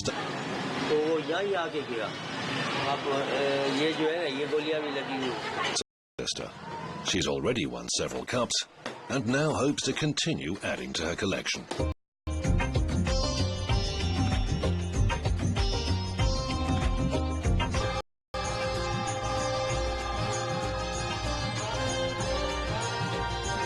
To fight each other. मैंने boxing करना ऐसे शुरू की, मेरी बेटी पहले मैं आज बॉक्सिंग भी कर रही हूँ और स्टडी भी कर रही हूँ. बॉक्सिंग अगर वो करेंगी तो ना वो अपना सेल्फ डिफेंस कर सकती है, बल्कि कुछ एक्टिव और महसूस हुआ कि इसका पंच काफी फिट है, हेवी पंच जो होता है वो उसका लगा है मुझे.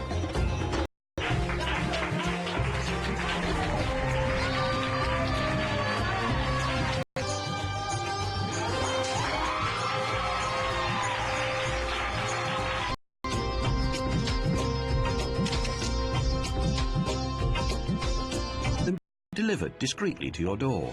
On our website, our prices are updated every 2 minutes and include... Breaking news on RT International. Terrorists kill the...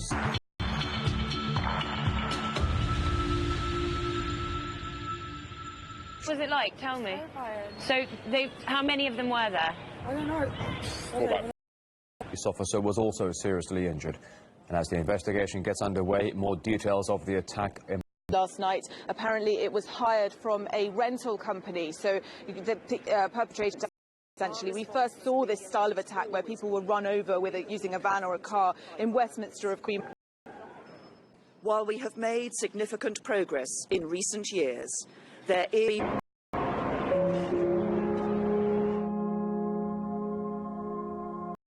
This atrocity. The deadly attack in Manchester 2 weeks ago had already exposed a striking division. Until we destroyed that country in 2003. There is a serious problem of radicalization. Including a 7-year-old boy. Witnesses describe what happened. From Sunday the 4th of June at Lidl. Ocean. That green zone in Kabul may as well be called jihadi green. Tune into their TVs and their computer monitors, they will see the strength of a combined.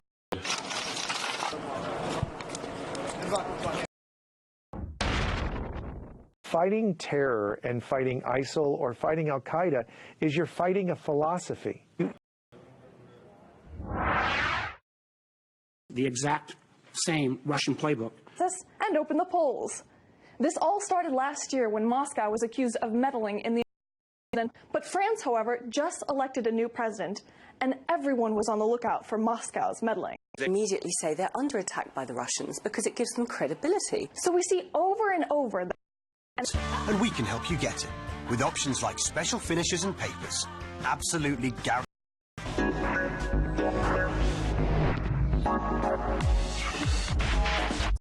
To rekindle the pace of growth, but the incomes of the household, and this brought again this agenda. We had a lot of high oil prices. We should have taken decision at competition everywhere, but I can't comment. I don't know. But concerning economy, I know more. Have it, but it's underground business, and we have to give them.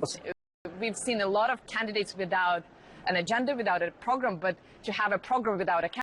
Mathematics. We will put it on calculations, and we will put it into a formal strategy. The way to pay for the social spending. Kudrin is much. For many years, and which haven't been very efficient, and he also accused him of trying to lay. It's not about Mr. Kudrin. Do you think the current government bears responsibility for many of the things? Incomes to make them safe and to invest in somewhere, mostly in the part of it's one of the characteristics of the economy is underground. I mean, they're not showing their costs and they're saving on taxes.